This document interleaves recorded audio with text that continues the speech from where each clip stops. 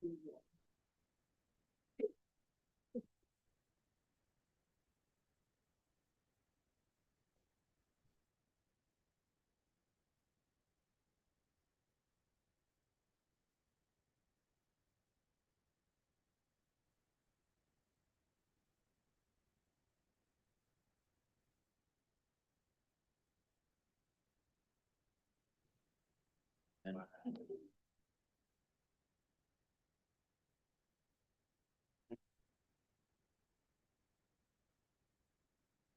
evening, everybody. I'd like to call to order the May 4th, 2026 meeting of the Healdsburg City Council.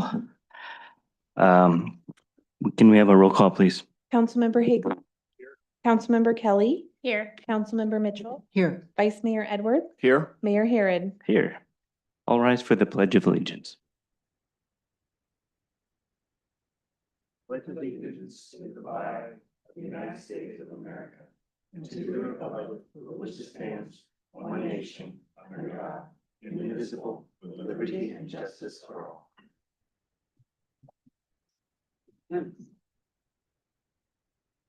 Okay, there's no report on closed sessions. We did not have a closed session. We'll move on to announcements and presentations, starting with recognition of employees with milestone anniversaries. Mayor, can I move to approve the agenda? Oh, did I skip right over that? Thank you very much. Yes, please do. May I second the approval of the agenda? All in favor? Aye. Aye. Any opposed? Okay, thank you. All right, so we'll welcome Fire Chief Jason Boaz. Thank you. Good evening, Mayor Herod, members of council, and members of the city staff and the public. I'm Jason Boaz, the Fire Chief, and I have the honor tonight of doing two recognitions of my outstanding staff tonight. And the first is Fire Marshal Division Chief Lance McDonald for 10 years of service to the City of Healdsburg Fire Department. Most of you already know and appreciate Lance because he works and interacts with nearly the entire city staff and council in his role as fire marshal. He attends almost every city event, as well as responding to all fires and major emergencies. And he personally investigates every fire, large or small, that we have in the city, using the best technology and latest practices. What you might not know is that Lance started at Healdsburg Fire as a reserve firefighter in 2016 and was selected Firefighter of the Year in 2018. The experience he has on the operations side of the fire service assists him greatly in his role as Division Chief Fire Marshal. An expert in fire behavior, Lance applies his skills on the prevention side, doing everything he can to prevent fires in Healdsburg, but he also often assumes command of incidents, providing operational control. This breadth of knowledge is uncommon, and it's a huge asset to the city. Prior to coming full-time to Healdsburg in May of 22, or the City of Healdsburg Fire Department, Lance served as a fire investigator and inspector for the City of Novato. He also gained experience working for Sonoma County Fire. As Healdsburg's fire marshal, he oversees the fire prevention division, including 2 fire inspectors. He's responsible for planning checks, inspections, plan reviews, and code compliance. Chief McDonald also oversees all of the fuels mitigation work in the city, including the work done on Healdsburg Ridge and Open Space and Fitch Mountain, which I believe you're all familiar with. And this is in addition to running the annual weed abatement program, the Cooper program, and presenting at countless community and business meetings. Chief McDonald might be the hardest working, most committed employee the city has, and his job duties are endless. And I'm not just saying that. He always has a full plate and manages to organize, prioritize, and deliver an outstanding work product with everything he does while keeping a positive attitude and being a true problem solver. I often receive positive comments from the public and staff on Lance and our fire prevention team in general on how well they're doing. What I appreciate the most about Lance is how he's able to do all of this while still balancing being, in my opinion, an outstanding father, husband, son, and brother. Lance lived in town with his wife, Emily, and their twins, Emmett and Nora. He's sporting events in town or doing something in the community with his family. He's also a great builder and is constantly delivering some very impressive projects around their house and their yard. He's a great number 2 for me, and he always has my back. He takes great pride in his work, the department and the city, without ever expecting any praise or recognition. I appreciate that we get to work through complex problems together daily, as his insight and experience are a nice complement to mine. I would be remiss if I didn't mention that Lance is a former high school football star, and he says he can still throw a football over Fitch Mountain. And I think, gosh darn it, wait. We're gonna have to wait a moment for Mike's recognition if we can. But anyway, Lance, thank you for 10 years of service to the city, and I look forward to many more.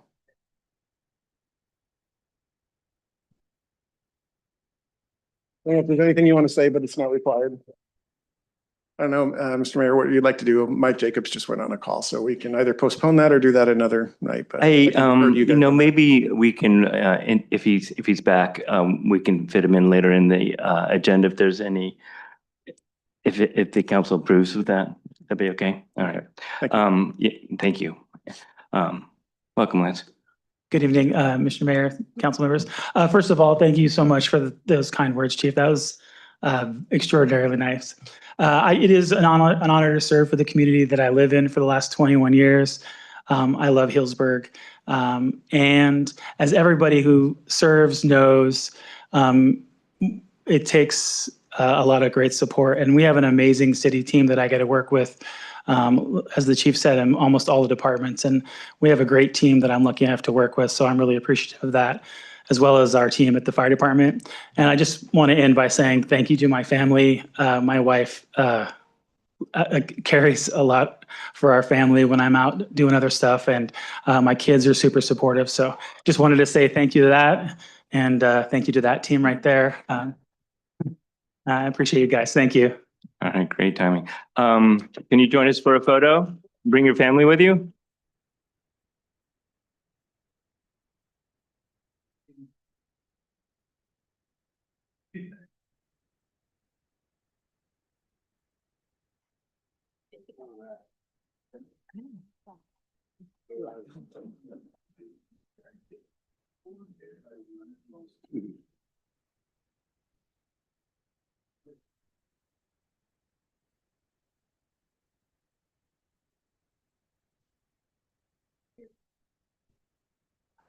All right, everybody could just squeeze in a little closer.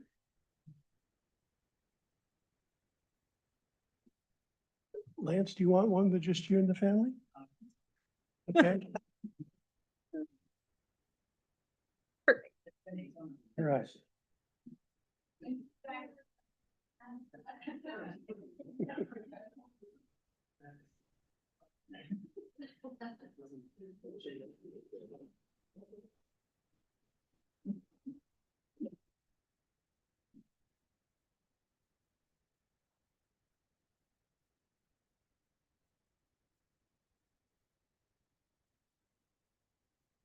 Okay, moving on now to a proclamation declaring May 2026 as Bike Month and May 14th, 2026 as Bike to Work Day.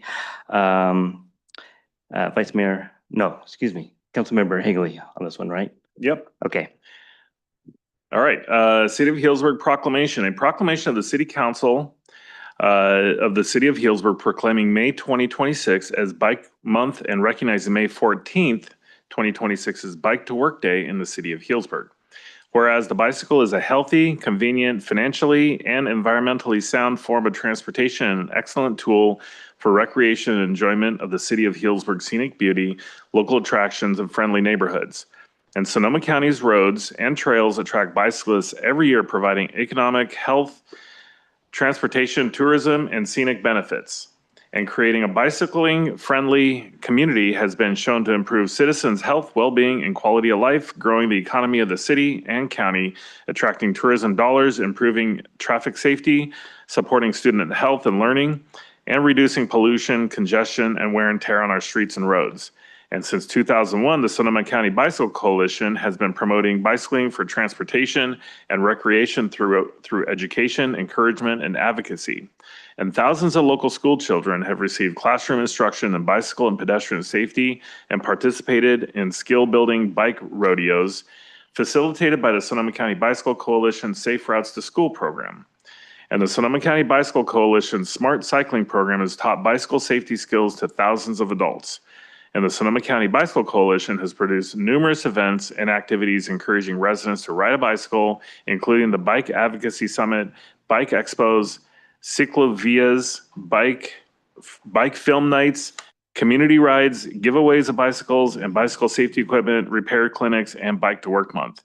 And the Sonoma County Bicycle Coalition, the League of American Bicyclists, the Metropolitan Transportation Commission, and jurisdictions throughout the Bay Area will be promoting bicycling during the month of May 2026.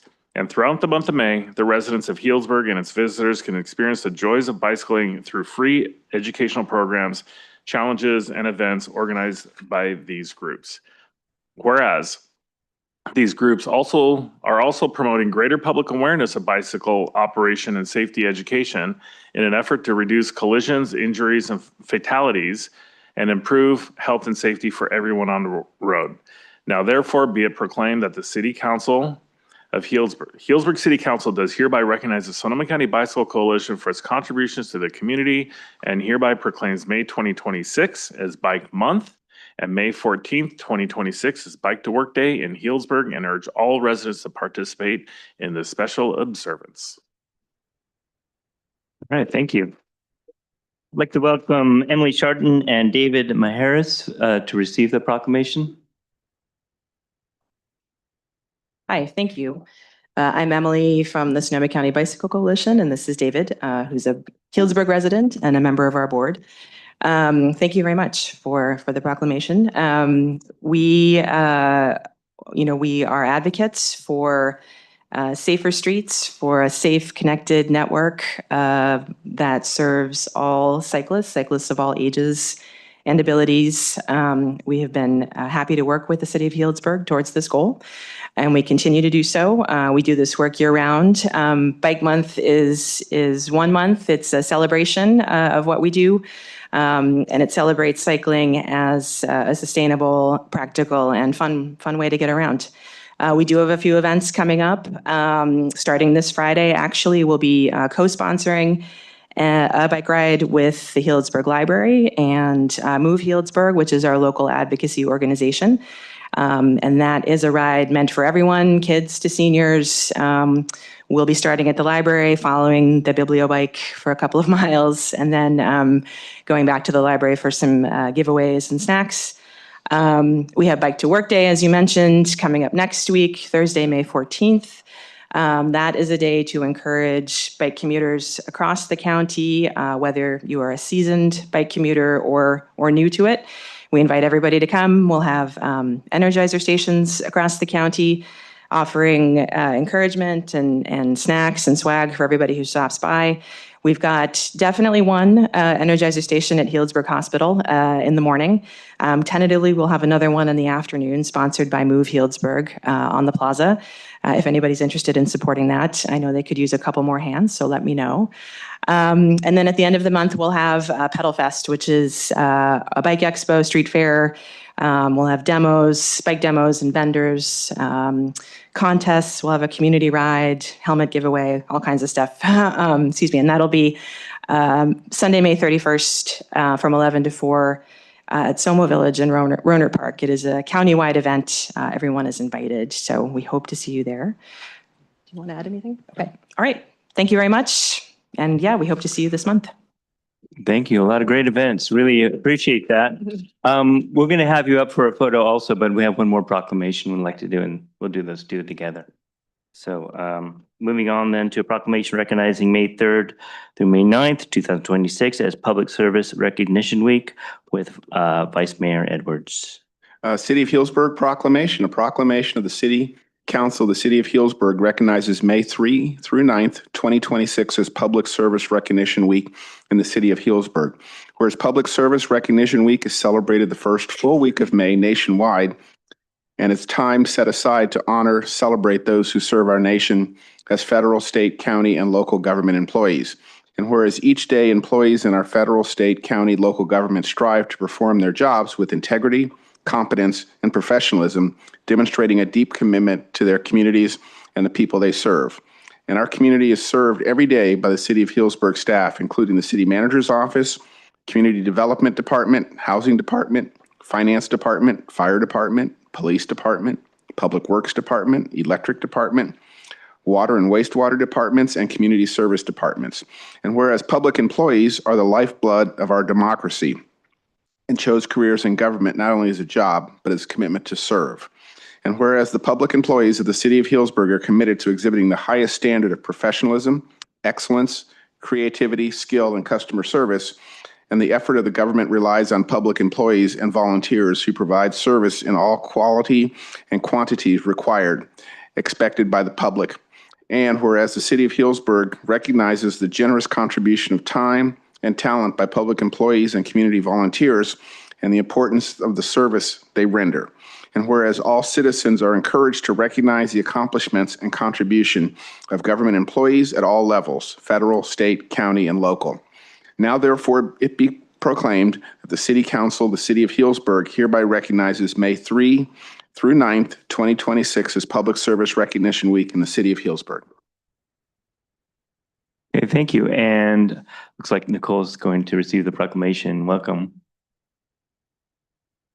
Good evening. Thank you, Mayor Herod and members of the council. I'm Nicole Lopez, Chief Human Resources Officer for the city, here on behalf of the Employee Appreciation Committee for the city. I'd also like to recognize the committee members that we have here in attendance at this meeting this evening. We'd like to thank you for this proclamation honoring Public Service Week. We're proud to recognize the dedication and impact of our employees who serve this community every day. Thank you. Thank you. So if you'd like to come forward, we'll start with the photo with you on this one, and then we'll do the bicycle people after that, please.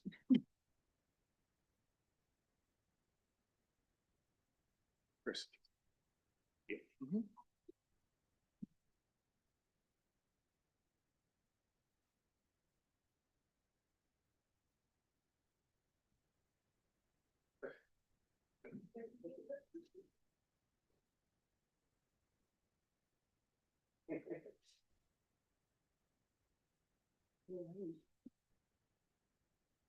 Mr. Mayor, it's also Municipal Clerks Week.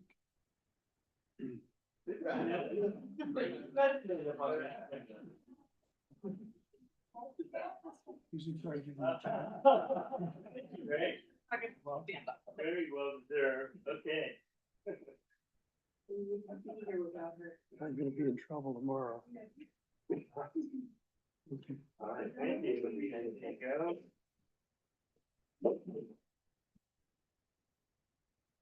And we're back. I invited Ted to join. He's one of our local accepted bicycle enthusiasts. Get up there, Ted.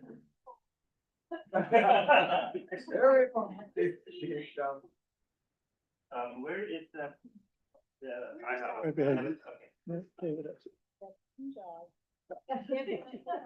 How you doing?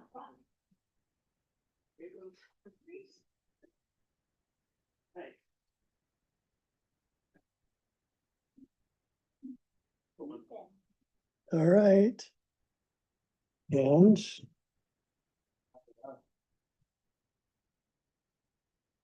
good, thank you. Thanks for being an avid supper.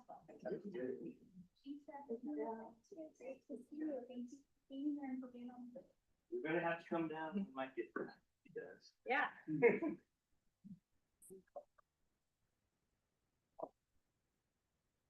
Hopefully it's just a cat in a tree. Yeah. But I think it's about- Or a bird in a tree. Okay, moving on now to city manager reports. Good evening, Mayor and Council. I have a handful of events. It's a busy couple of weeks coming up, so I wanted to highlight a handful of events that are coming. First off, this coming Wednesday is a community workshop on our urban water management plan and water shortage contingency plan. That's a mouthful, but you all might recall this is a plan that California water agencies are required to put together every 5 years.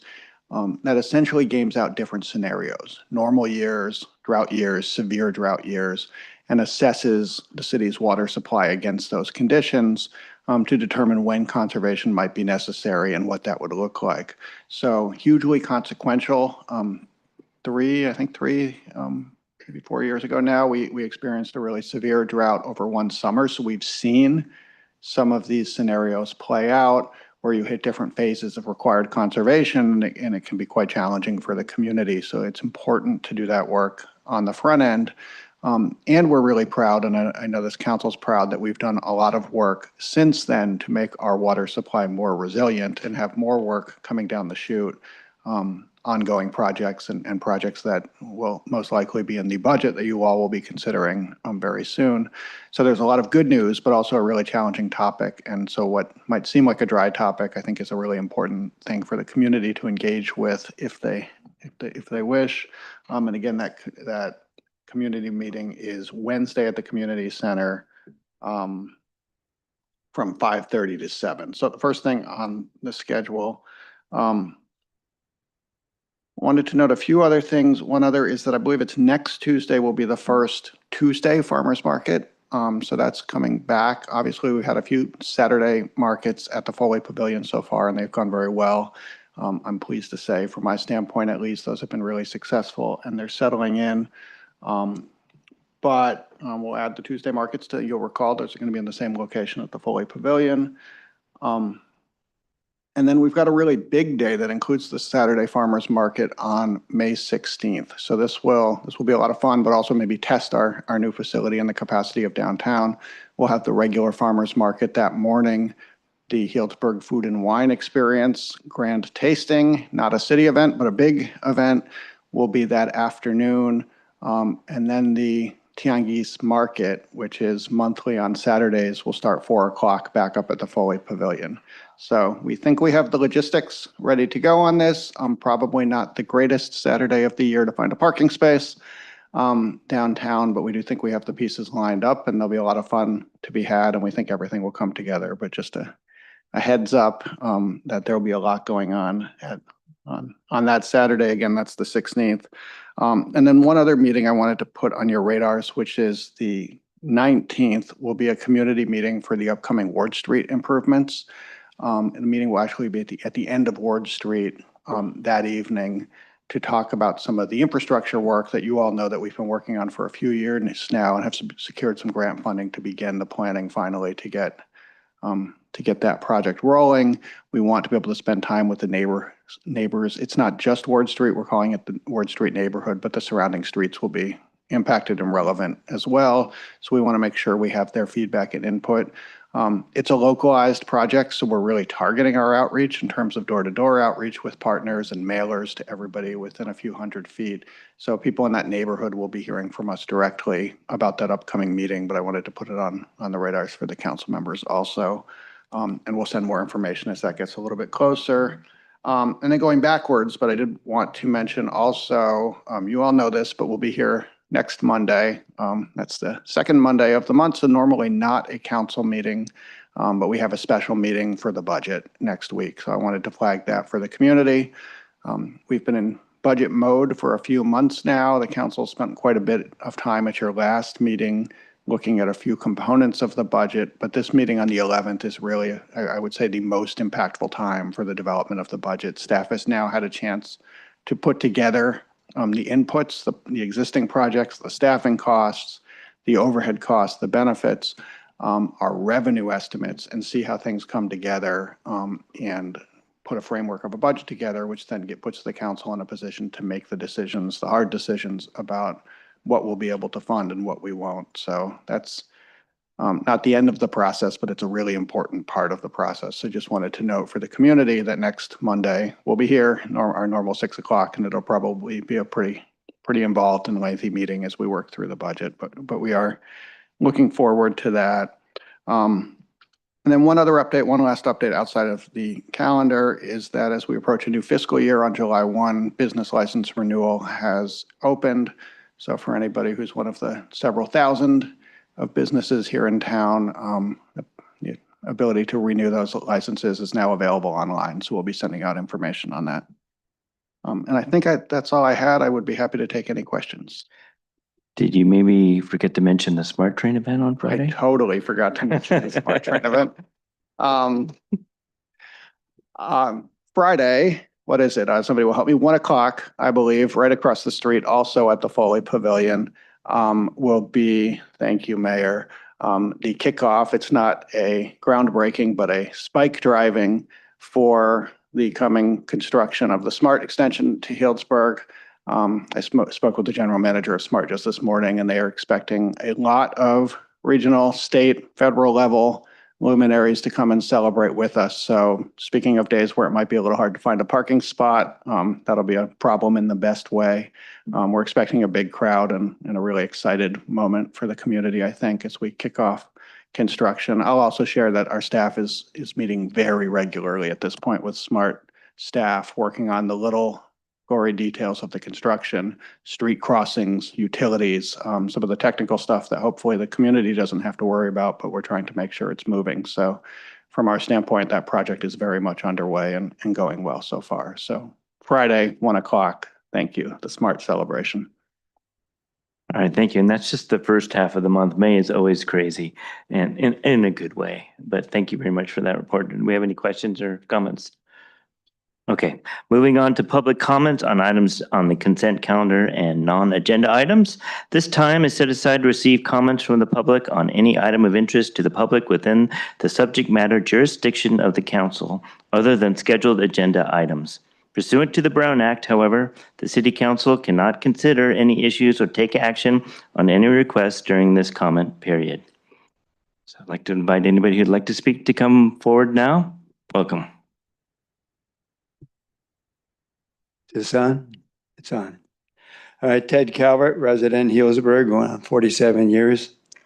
I just want to thank the City Council and the staff and all the public employees who've took care of our city, our town, and especially with the new title, the friendliest city in California.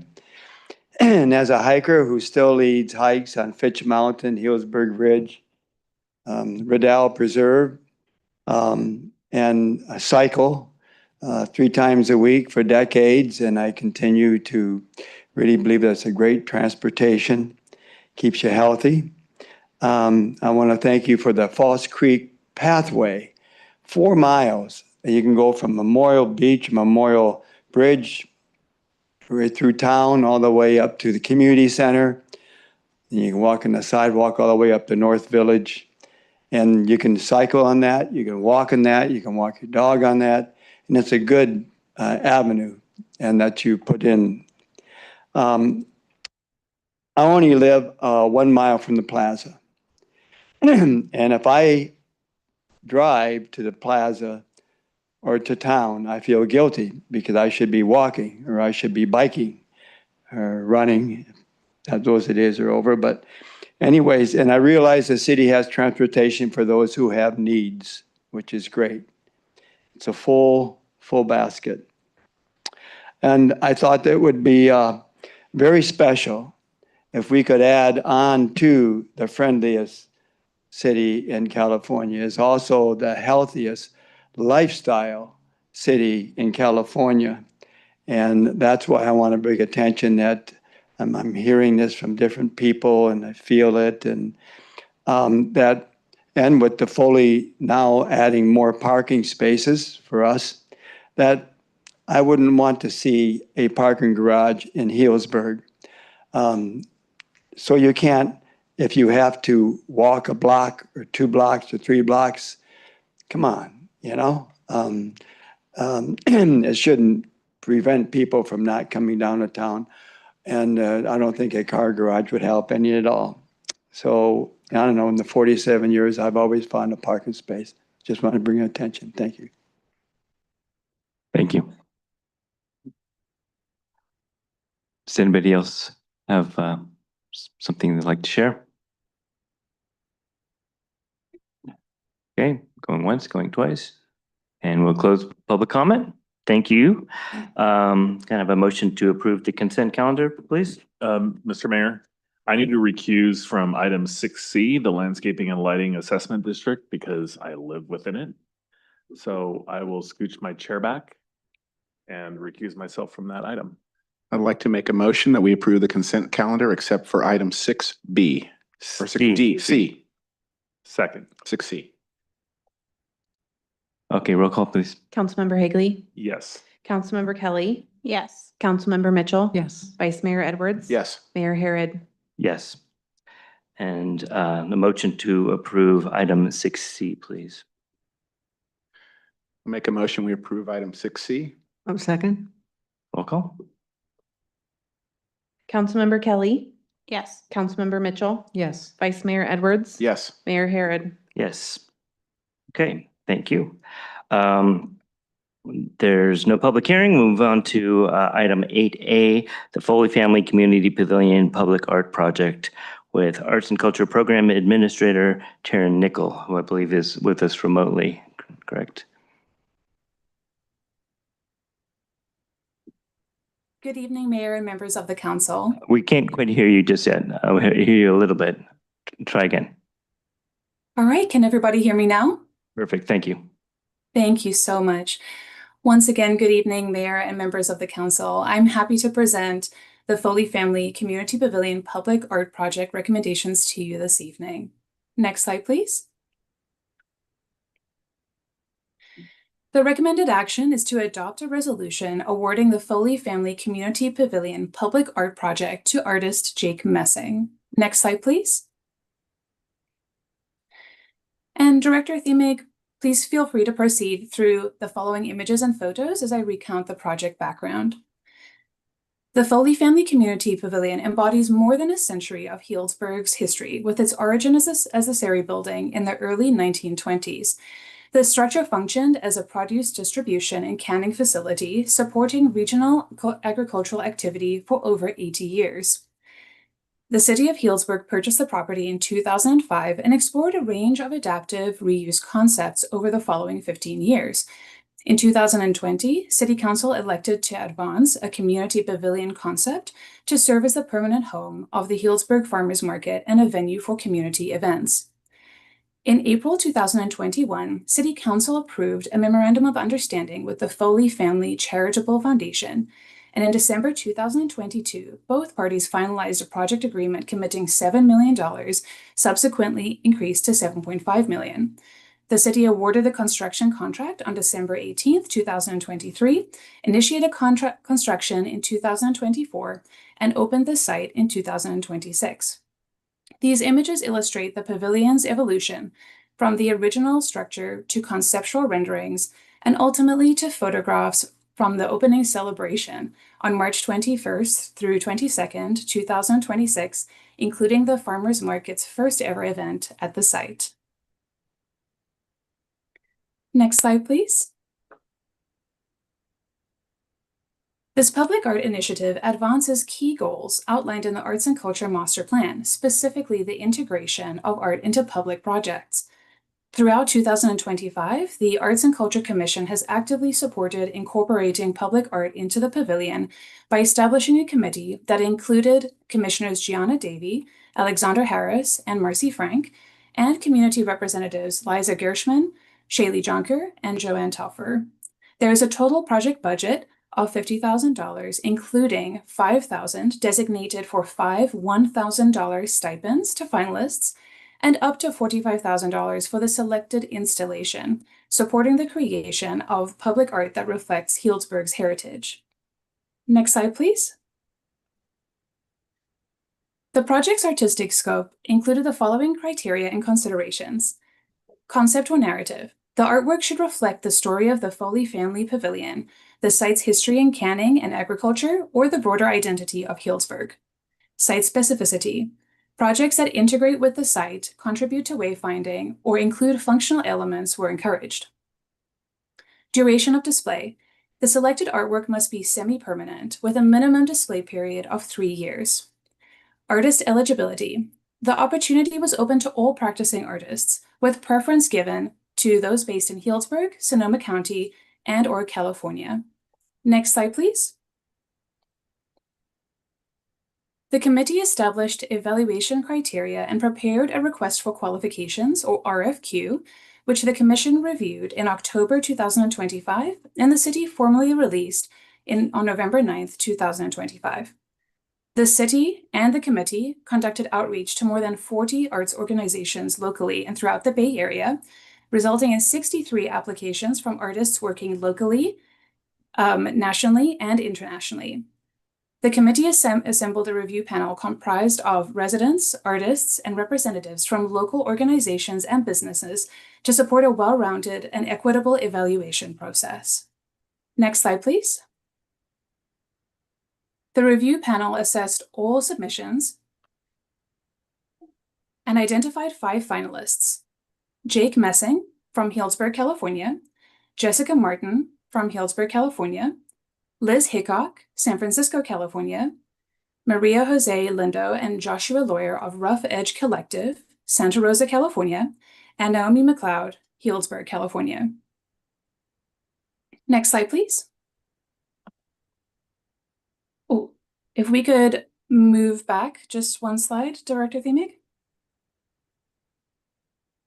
On March 1st, all finalists submitted comprehensive proposals, including conceptual designs, narrative approaches, project budgets, and strategies responsive to the site. On March 25th, following a thorough review by the committee and interviews of every finalist, the Arts and Culture Commission advanced its recommendation to City Council for the selected artist to receive the commission. Next slide, please. The recommendation for the artist to make this public art project a reality is Jake Messing. Next slide, please. Healdsburg artist Jake Messing proposes a large-scale mural featuring adaptable design approaches that respond to the functionality of the site, consider maintenance needs, and provide opportunities for community input. Director Themig, please feel free to proceed through the artist's various submitted concept options as I continue. The mural represents detailed, naturalistic depictions of local flowers, fruits, and vegetables, drawing inspiration from the Healdsburg Farmers Market and reinforcing the pavilion's role as a community gathering space. The design may incorporate collaborative typographic elements such as "You belong here," "We grow together," and "Rooted in community," while intentionally using portions of the existing plywood surface as negative space. The artist plans to use high-quality exterior paints with UV-resistant and anti-graffiti coatings and proposes community engagement opportunities, including open studio sessions, youth participation activities, and a public unveiling event. Next slide, please. The Commission recognizes the mural's strong placemaking potential and recommended several refinements, including bilingual text in English and Spanish, multiple font options, imagery reflecting locally specific agriculture, references to current farmers market offerings, and potentially inclusions that acknowledge Indigenous heritage, and compositional adjustments emphasizing the upper portion of the wall. Next slide, please. In reference to the current image, for example, the composition emphasizes fruit imagery, and additional development will further incorporate thoughtfully selected vegetables and broader references to Healdsburg's agricultural production. Next slide, please. City staff have spoken with the artist Jake Messing, who has expressed a willingness to further develop the design in collaboration with the committee to reflect the pavilion's history, the farmers market, and Healdsburg's cultural and agricultural identity. The artist outlined a community engagement approach that includes workshops, outreach initiatives, and potentially on-site interactions at the farmers market to gather input directly from residents and visitors. Next slide, please. Next steps include continued community engagement, coordination with the Committee on Design Refinements, and review of the proposed artwork by the Arts and Culture Commission. The artist estimates a production timeline of approximately 2 to 3 months and anticipates completing the mural in fall 2026, which may extend beyond the August 15th, 2026 deadline. If approved, the artist will enter into a professional services agreement with the city that defines the installation schedule, responsibilities related to preparation and equipment, and long-term maintenance requirements. Next slide, please.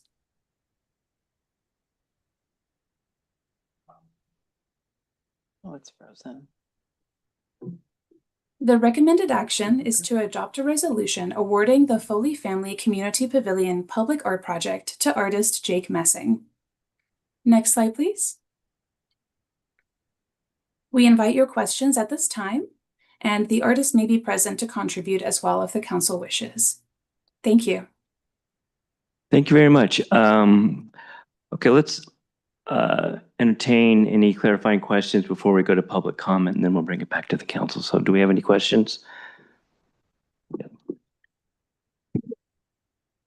So this will be a bit of a work in process, it sounds like. So my question is, will the council see and have the ability to review and approve the final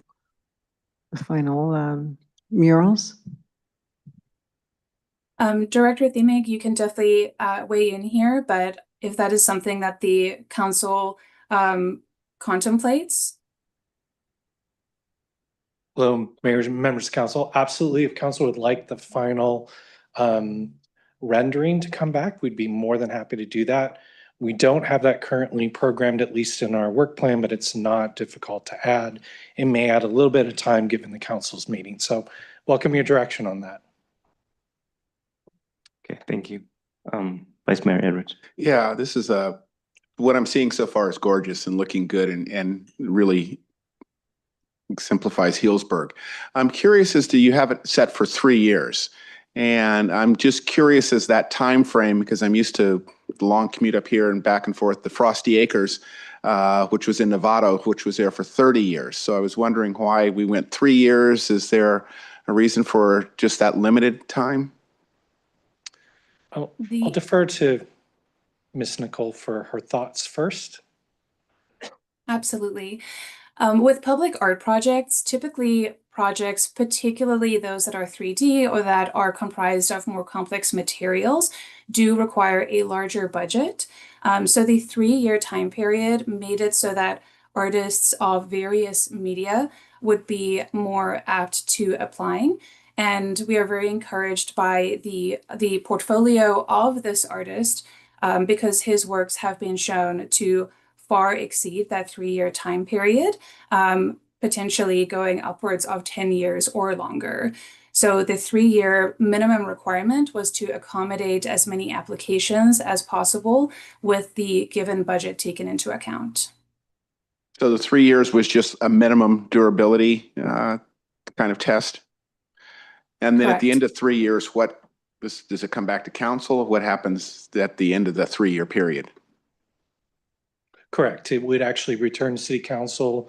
If there were a desire to actually modify it or change it, then we would bring it back to city council.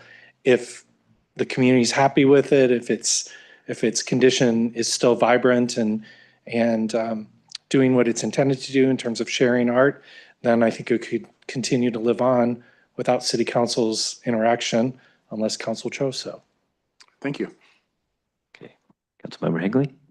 Yeah, I appreciate that explanation. That makes sense. And it makes sense in terms of trying to get as many bids as possible or applications. Mine is really related to, the expiration of the term. Okay, we're going to swap it out. So is the painting directly on the facade? So then how does that come off? Because I don't think it's painted right now, right? It's like the wood is stained or protected only. So what, can you walk me through that? Like, Sure. Say after 3 years, 10 years, whatever, it's going to get swapped out. Do we have to replace all the wood or paint over it? That's an excellent question. 2 ways, I think. One, simply paint over it, choose a color.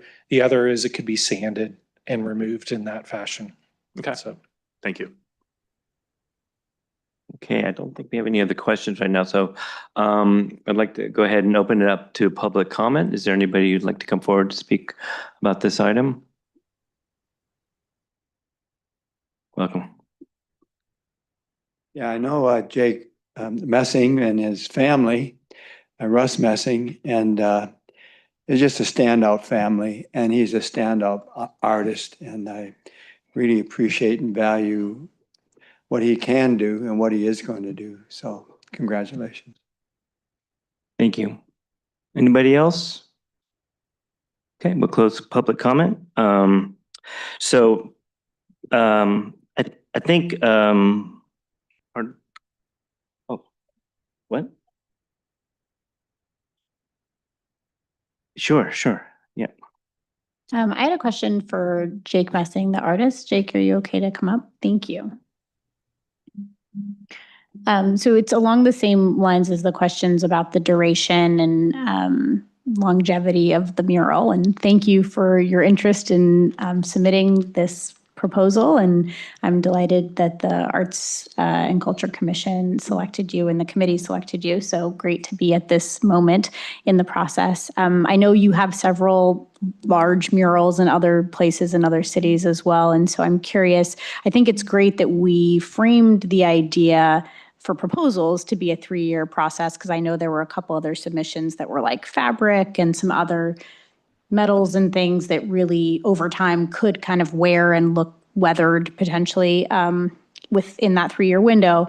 I'm a little bit concerned about the expense of putting these funds towards putting a mural up and how incredible I think it will look, to then say, and we're only going to leave it there for 3 years and it's going to come back. So I know you have some other murals in other places, plus you've been doing a lot of art. What are your thoughts on the materials that you would use, the paint type, the surface, and what would be a normal duration? Would you make different choices if you knew the goal was for it to still look as good as it does on day 2 as it does in 10 years? Or are you thinking you're going to paint directly on the wood and not do like a vinyl transfer, any of those things?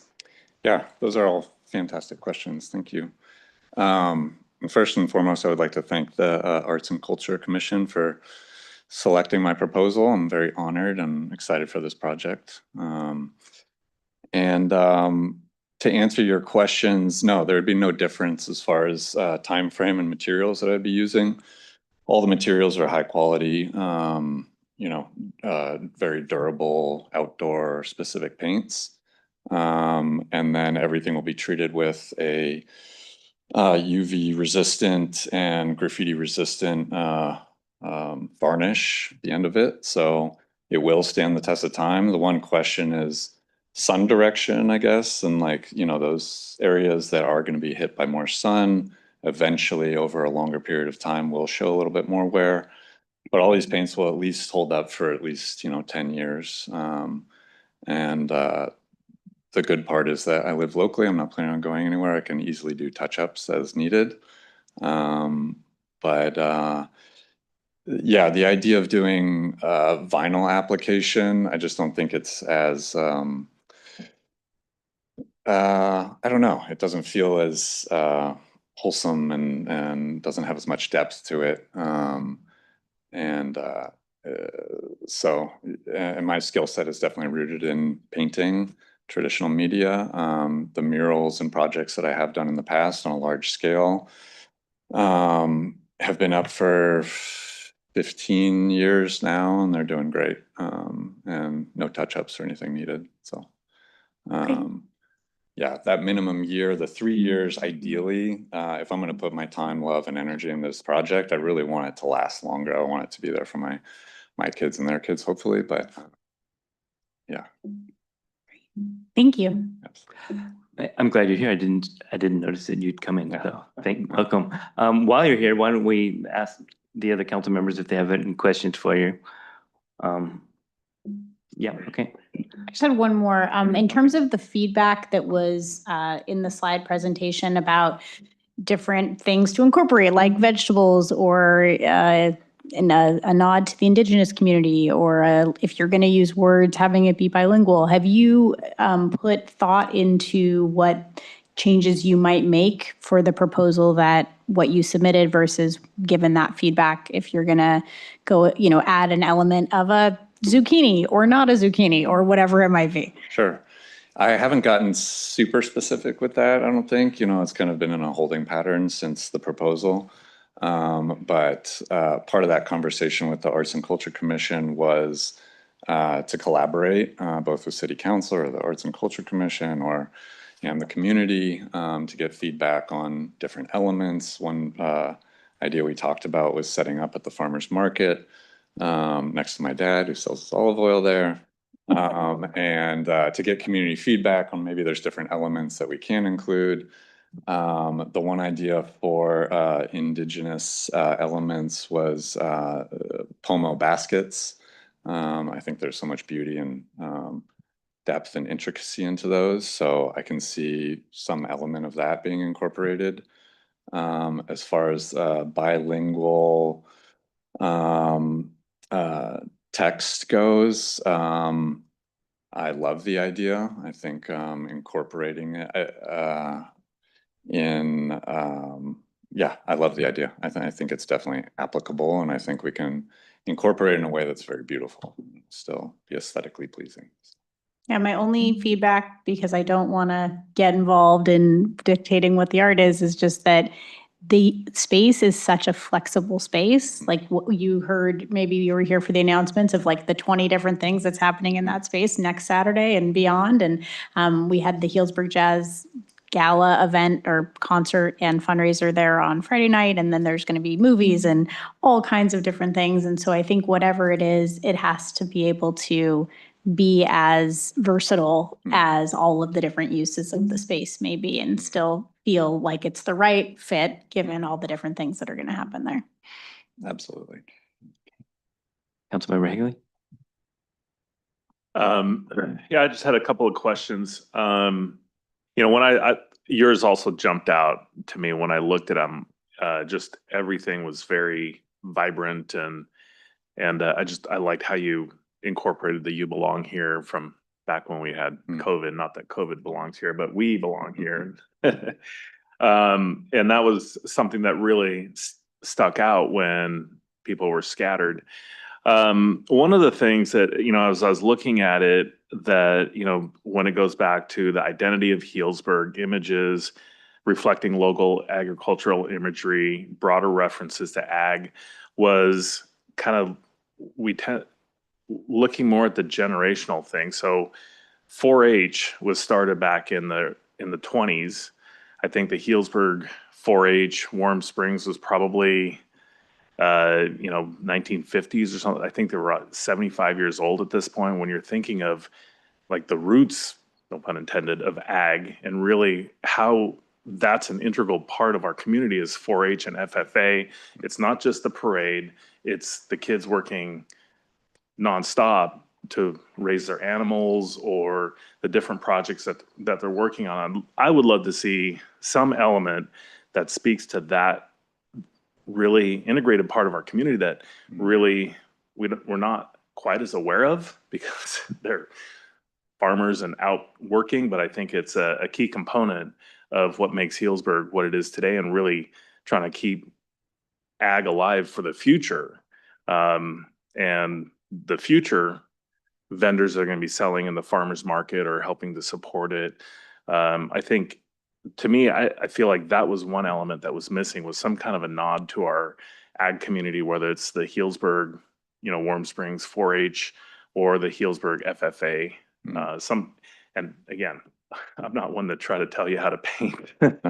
It's just a suggestion that I would love to see through your lens and your vision, how that comes back with all the input that you get from everybody. So that was really my only thought. And I'm not married to the 3 years. I mean, if it sounds like that was really for the application process. I don't really see an expiration date on this unless there's some specific time we want to go back and go, all right, we need to revisit this. But I'm kind of looking at this as something a little bit more timeless.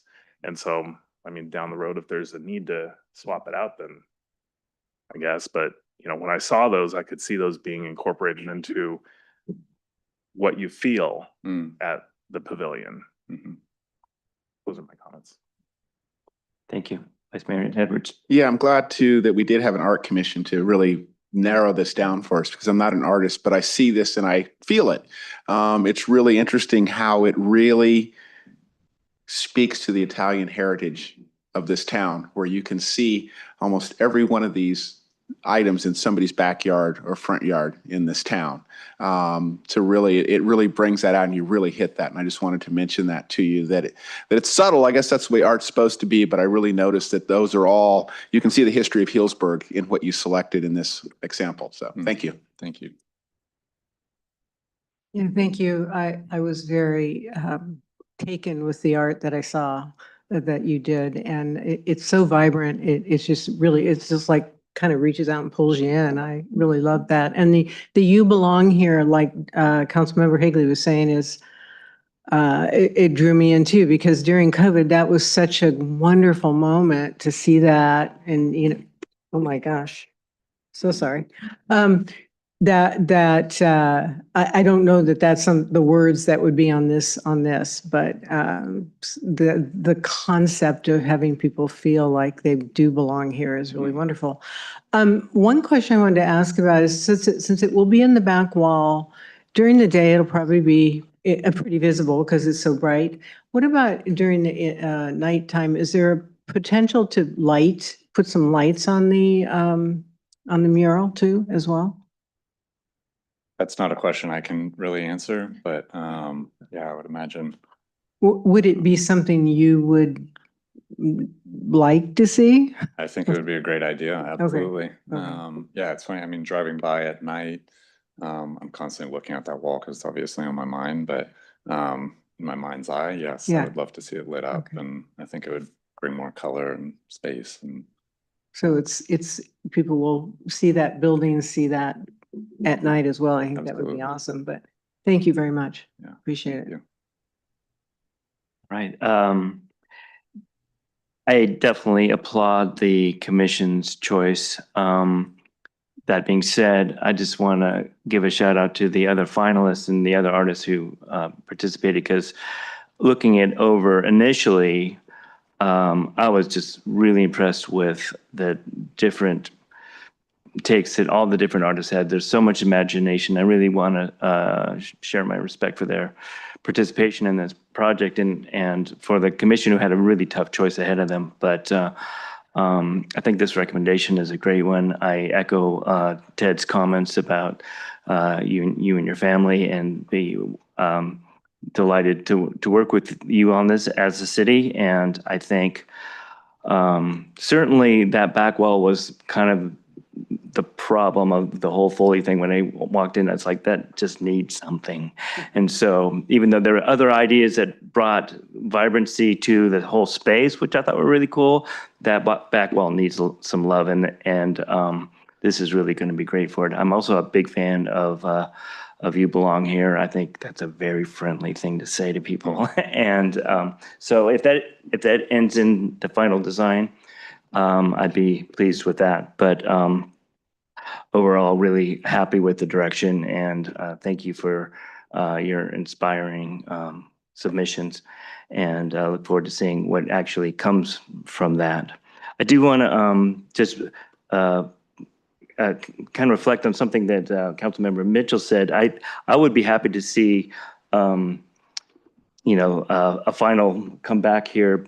But I do have a little anxiety about making sure that we're respecting the expertise of the commission, because I don't feel like anybody here wants to make artistic choices or changes here.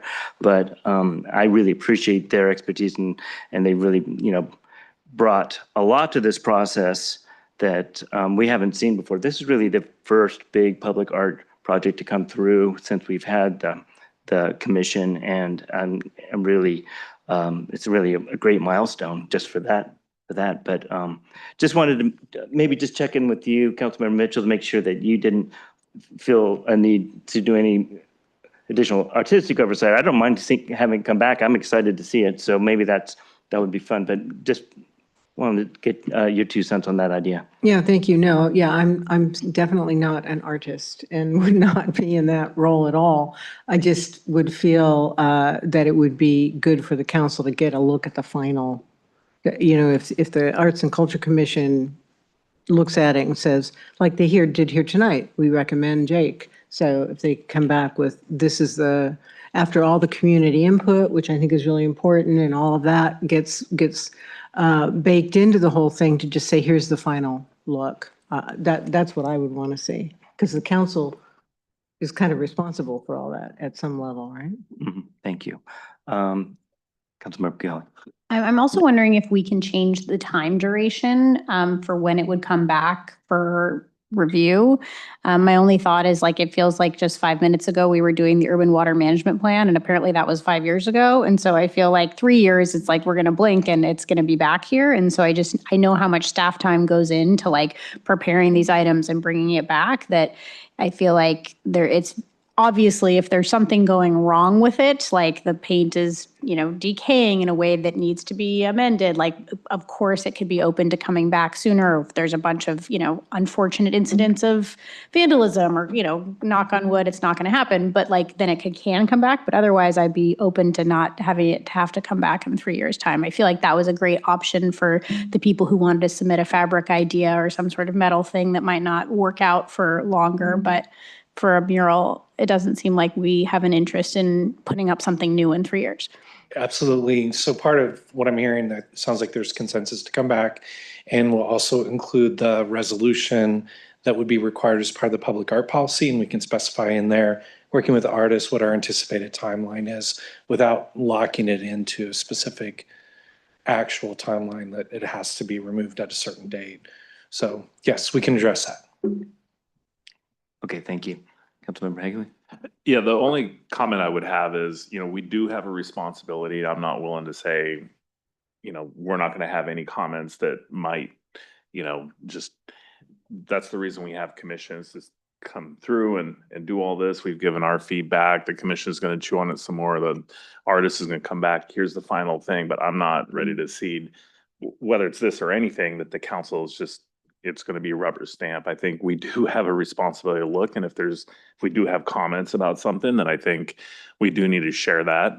I'm not expecting us to really have any, but I don't think it's good practice for us to just say rubber stamp what any commission does, because I think we do have a responsibility to add our feedback if it's warranted. So that's the only thing. But I do agree. I don't know if we need a time frame. It sounded like that was really for the proposal side, right? Not once it's awarded, there's a cutoff of like, in 3 years, we're going to do this again.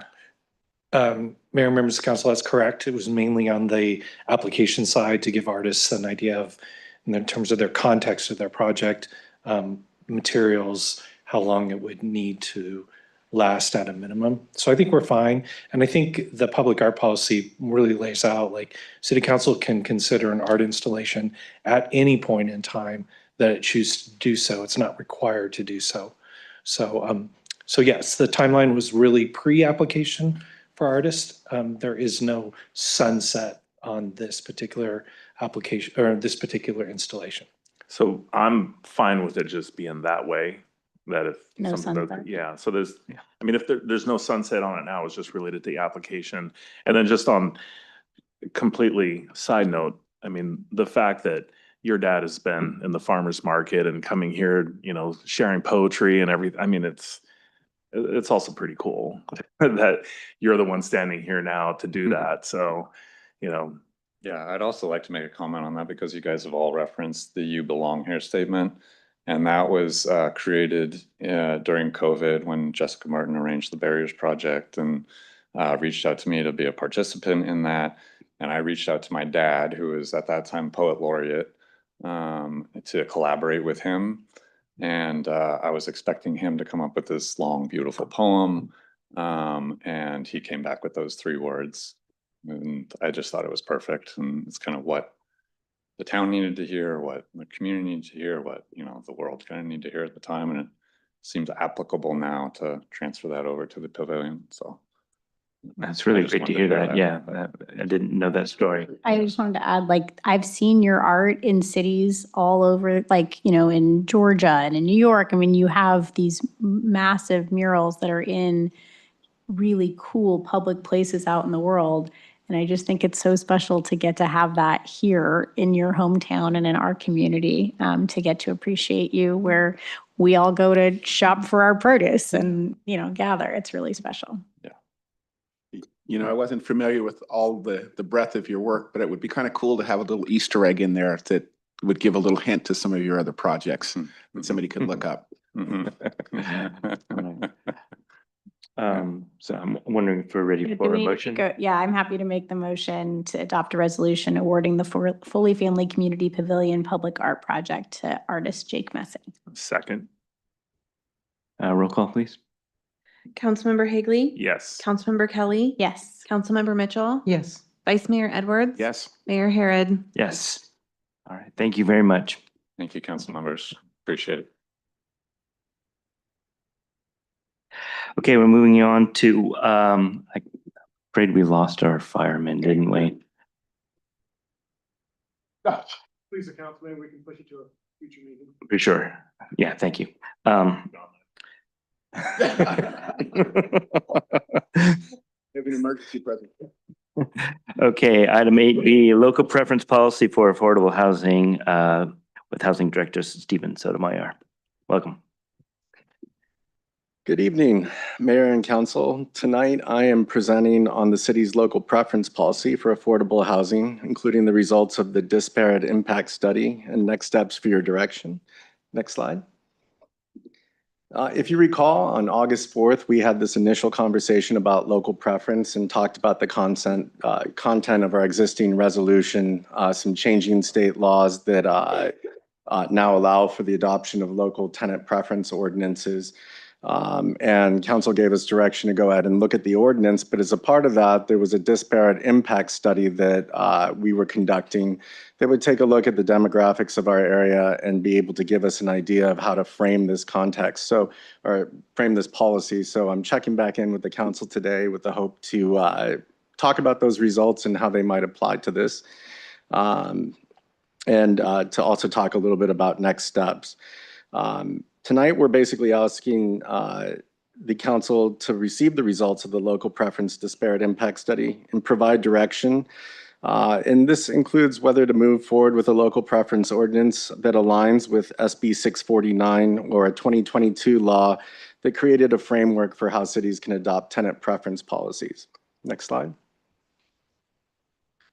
So what I'm seeking tonight is council direction on the proposed approach, specifically to confirm concurrence with the general framework that we're going to lay out, provide input on some preference categories that would be incorporated into this, and identify any changes before staff goes back to bring an ordinance forward. At a high level, this is really a choice between continuing the system that we have under our local preference policy that was adopted by resolution, which provides a lot of flexibility in how we implement local preference policy, or to move toward a more standardized framework that would align closely with the framework outlined by the state under SB 649. Next slide. So our current adopted local preference policy was adopted in 2019, and it prioritizes affordable housing based on local ties and has primarily been implemented through marketing and outreach. The key point here about this current resolution is it is working. We've seen success under this current policy. Examples are the Randall, which we had about an 85% initial lease up to local residents that would qualify under this.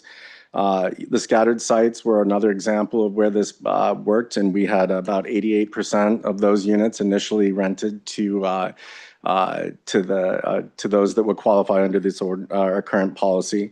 And then, of course, Farm Stand, which is a much smaller project, but much easier to manage, and about 100% of our units have gone to locals in that inclusionary requirement so far. So the existing policy has been effective much through marketing and outreach. I think one of the challenges with the existing policy that we have is it doesn't identify how many units that would be set aside under local preference or establish a standardized framework in how it's implemented across projects. Next slide. So why does this matter? So state law, or SB 649, created a framework for how local preference policies can be implemented in a way that aligns with fair housing requirements. It doesn't really require us to adopt an ordinance, but it provides a structure if we choose to do so and have it be part of the state's framework. At the same time, from a project standpoint, what we're seeing under our current policy is that many developments, including especially those with tax credit projects or tax exempt bonds, generally have other requirements that come with those programs that need to be made available for the general public. One of the benefits of SB 649 is that ordinances that would fall under there can apply to these projects. And that doesn't mean that we haven't had that before. It's just that we've worked with each individual developer in crafting a tenant selection plan for that individual project as outlined in our disposition and development agreement or affordable housing agreement. And then they carried out that marketing, which is often done through local nonprofits. And sometimes getting the word out faster is the quickest way to get people in line for these different types of programs. But I can give you an example where sometimes that differs. For example, at Eden Housing, for the Randall, they used a lottery system to lease up and then a preference point system to identify those that were falling within those categories of our existing policy, and that helped people move up. Whereas in other projects, they'll market here first, but then the list doesn't have any prioritization. Oftentimes developers will look at the ordinance and say, or excuse me, look at the policy and bounce it off of what they think the policies are from HUD and different funding sources. And there may be at times some friction in what our policy says versus how they want to implement it. But the marketing has largely been how we've been successful in our existing policy. So this isn't really about fixing a broken policy. It's whether or not to formalize what we're already doing into a framework that is consistent and aligns with state law. Next slide. So to talk about the disparate impact study results, what this helps us to understand is how policy structure affects access to housing. This is not a prediction of who will live in the units. It's a comparison of how access changes under different approaches. So the study looked at a high level, the difference between the local and regional demographics that can affect access. Applying geographic preference broadly, what we found is increasing broadly across units. For example, applying local preference to 100% of our units increases the potential for unequal access across protected groups. Expanding that geography helps, but it doesn't completely eliminate unequal access, as the study indicates. And then finally, limiting the share of units subject to preference actually reduces the potential impacts. The key takeaway is not a specific percentage that is identified in the report, but rather it's the broader application to units across, if we say 100 or 90% or 80% of units have to be for a certain under our existing policy, that what we do is we run the risk of unequal access, and a limited application instead creates a more balanced outcome. So basically the disparate impact study looks at the different approaches that we have under our existing policy. And the reason why this came about was Freebird Development in Saggio Hills has a requirement in the disposition development agreement that requires them to adhere to our local preference policy that exists today. It also has a requirement around, or it has language in there about access for employees of the Montage Hotel that was a part of the original disposition and development agreement. And so I think something that could be an underlying, help us understand why maybe an ordinance under state framework might be better, is that it gives a developer a little more sense of certainty when they do apply these different preferences, that they won't run afoul of state or fair housing laws. And in fact, it's codified. The state would have to, we would report on it every year, and it creates a higher level of transparency in doing so. And it also allows that kind of back and forth of, well, this program requirement says this, and you know, it needs to be for the general public. It really kind of, it creates a standardized approach on how the tenant selection plan would work, is codified through an ordinance. Next slide.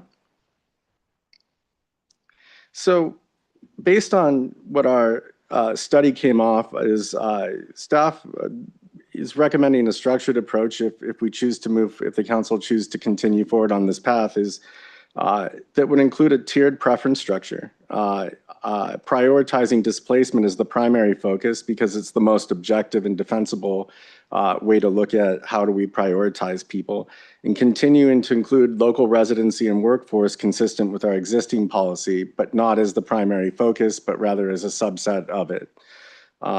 Preferences would be applied to a limited share of units. The study gives us up to 40%. It doesn't mean that that needs to be the percentage, but rather that's a boundary based upon the demographics that were identified in there.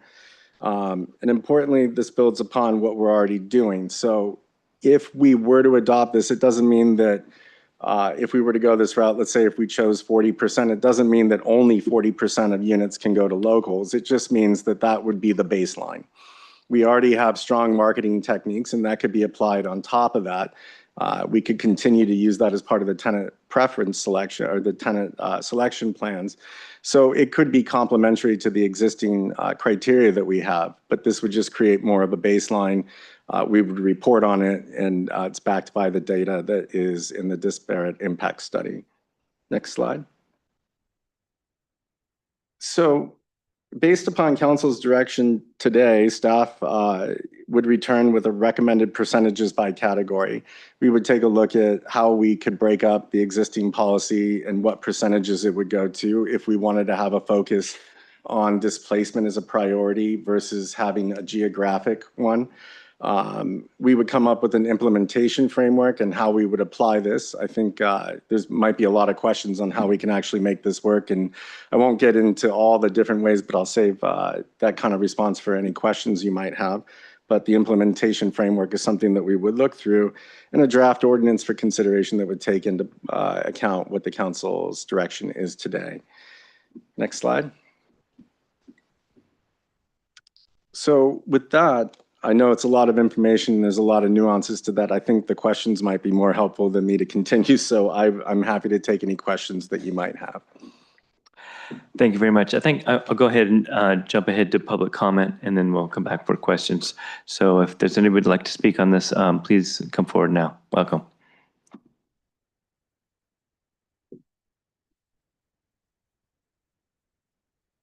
Okay. My name is Janice Kern, and I find this very disingenuous, to be honest. I have been on Section 8 now, living here for 7 years, and have never once seen a property listed on any Section 8 website. Go padmapper.com, Section 8, affordable housing. I've looked at the housing available here, and it doesn't meet any of the standards of Section 8. It's over the cap. So I work with the homeless here, the unhoused here. And what I've seen in the last 6 months, because I follow them and keep track of where they are, they're not in Healdsburg. They're in Cloverdale, they're in Santa Rosa, they're in Windsor, but they're not in Healdsburg.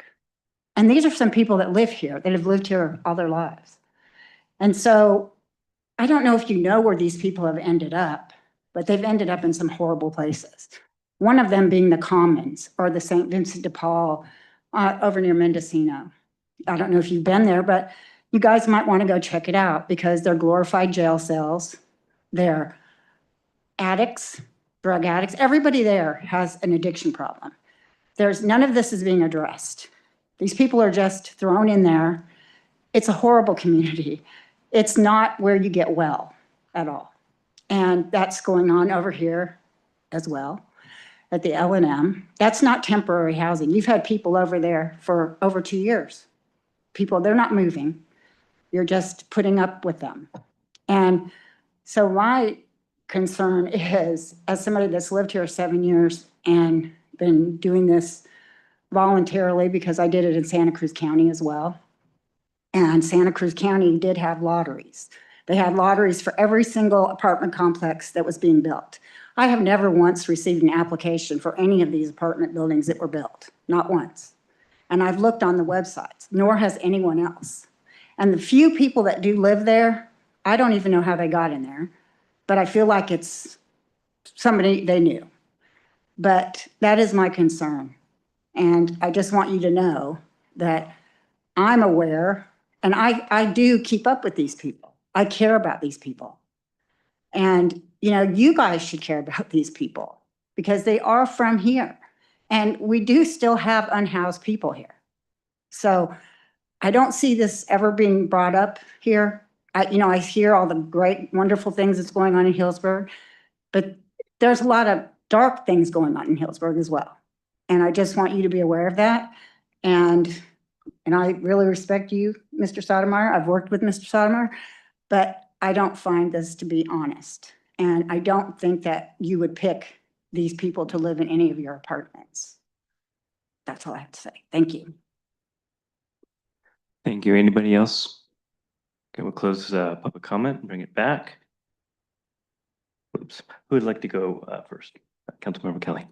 Thank you for the presentation and appreciate the public comment. Can you speak a little bit to the difference between these specific projects that we're talking about that are upcoming with whether it's, I guess it wouldn't be the North Village project because they're already in the process of a rent up right now for those, I think, 53 units of affordable housing at the North Village. And then the 155 Dry Creek Road project, the Suburbank project, I know that there's some farm worker set aside units that are in that building, but that project has not done a rent up or marketed or anything. So would whatever we're adopting, would that potential ordinance apply to that project, or since it's already been entitled, it wouldn't apply? So I would say with projects that are about to lease up, if we were to move forward with this, that the lease up would need to comply with it if it was adopted before that. Okay. For existing units or those that are already in our inventory, we would look at as the units become available that this requirement would start to set in. And where that would be helpful is displaced residents is maybe as a category. I would say anywhere in a year, I get about 10 to 12 calls, sometimes higher, depending on the year, of individuals that either lose their housing for no fault eviction, or somebody's moving back in, or they get priced out. Now, if they are income qualified, and we do have a displacement category within this, that could be something that we would look at, is how did those individuals get placed into our local preference? And so new units becoming available would have to follow our guidance on that. Great, that's super helpful to understand. And then so I know with the Eden Housing, the Randall, there were Section 8 vouchers that were a part of that process, I believe, or at least it went through the Community Development Commission. There was like a separate rental process for that. Can you talk about when we have like those types of set aside units that are within a development, how this framework would function within that? So yeah, that one thing that was, for example, like the Randall, is that they get project-based vouchers through the Housing Authority. So the developer applies for those, and those go with the unit. And so as people come in, those are placed through the Housing Authority. As far as how this would interact with the Housing Authority's activities, I'm not sure if I have the exact answer on that right now. I do know that certain programs, for example, if we, let's take 155 Dry Creek, if it's a farm worker housing unit that is mandated to be for that population according to the federal funding they got, it wouldn't prohibit us from saying that that could apply as long as they met the criteria of that funding. So I would venture to say that we could potentially talk with the Housing Authority around Section 8 and see how that would work. But project-based vouchers stay generally with the project. I would say in all these preferences, while it may be codified, within our framework, ultimately it's within the framework of fair housing law at the federal level or federal requirements. Okay, that's helpful. And then I think this is like a separate question, but when we have these lease ups, like right now, Burbank Housing has, I think the application period is closed for the North Village project. What is it called? Bowman Place. Bowman, if it's like, we call it Saggio for so long, and then now it's like something new. We call it North Village, and now it's Bowman. So for Bowman, because it's not the city doing the marketing of those units and we're kind of just reposting whatever Burbank Housing or whatever Eden Housing or whoever the developer is, what they've created, do we know if they're doing any outreach to Section 8 voucher holders? And do Section 8 vouchers qualify for those particular units? I mean, or the person would just have to apply, and it's if they qualify based on their existing income in the affordability categories. So they can apply. I think this is one of the challenges with the existing policy, is that Burbank Housing under their requirement with our affordable housing agreement for those, as part of the larger development agreement, and Comstock did have the local preference portion of that. And how they implement it is generally through marketing, which sometimes can be non-consistent across projects, as I mentioned before. So in this particular case, we had them, as part of the DA, they're required to do a tenant selection plan, and that part outlines how they plan to market it. Now, they may not always agree that, okay, I have to start here first, and in the case of Burbank, oftentimes that they look at the funding source as a priority, and then they look at the city after that. And generally, they do a pretty good job of doing outreach here first, but it's not always as consistent as we would hope it to be. In this case, one of the challenges with that project is that it was a different financing source that went up to 100%. With rising AMIs, what we really saw is that a lot of those rents were much higher than what we expected to be within an affordable range. And so when they reached out to different nonprofits to market here, they did do so. But often what we found with that particular project is some of the units that were most desirable were also the most expensive, which were larger family units. And they didn't match necessarily with the clientele that was being marketed to. And some of those, that makes some of those challenges where, you know, this policy decision kind of comes into, do we standardize it and say X amount of units, or do we say marketing is good enough because we're getting decent results? And then for like in a mixed project of like studios to 3 bedrooms and everything in between, if the rents are adjusted based on the size of the unit, so if we have like a 40% requirement, like what the staff's recommendation is, so we're talking about 40% of the units would have to be within this framework. And the others could also have a local preference marketing plan associated. We're having a light show on our screens. This is exciting. Way to spice it up. It's great. I know. Oh, good. That one's not on the fritz. Oh, good. We're back. Okay. So is there, my concern that I'm not sure if I'm able to articulate this well, is that we basically end up with a system that's like the units that are most desirable, maybe the larger units for families in a structure, but the 40% may not that's going to help achieve the goals that we want to, might not be those particular units. Are we leaving it up to the developer to decide which units, which AMI and bedroom count this would apply to, or it's the whole project 40% and we just kind of hope for the best? Or we can say there has to be equal distribution across AMIs and equal distribution across the bedroom count if it's a project that has a range of like 45% to 65% and studios to 3 bedrooms. I mean, not every project would have those wide-ranging bedroom counts and AMIs, but just in theory. I see your point there, is if a more desirable product might not be put into that pool, or if there was 3 bedrooms, 2 bedrooms, and 1 bedroom, if I'm hearing you correctly, that we'd want to make sure that an adequate mix of all those would be a part of it. And I think that's part of how the implementation would work. I think if I got direction today, definitely the next conversation would be about how could we make this effective in implementation, beyond just what categories we'd like to see. And I think that, you know, much like our inclusionary housing ordinance specifies that there needs to be some kind of comparison to materials and bedroom size, we could always look at that as a potential provision of this. But I would say for existing units that it would probably, as units become available, that would have to be which units become available first and who matches that. So in new lease up, I think that we would have a better chance of taking a look at how we break that mix up. But that would be part of that tenant selection plan that would be developed. But I would say in existing units, it would be more about what becomes available as units are vacated. Okay, that's helpful. And then for the displacement category, sorry, it's my last question. I know I'm going on. The displacement series of events that could put someone into that category and then being prioritized for a unit, is that is there a circumstance where we can work? So say there is a tenant that lives in town at a naturally occurring affordable apartment that is older and in need of refurbishment, but the tenant or the tenant is having challenges, like things aren't, the windows aren't keeping in the heat. So it's very chilly in here and my heating bill's through the roof. It'd be lovely to live somewhere that has windows that seal so that we're not spending so much on our heating bill.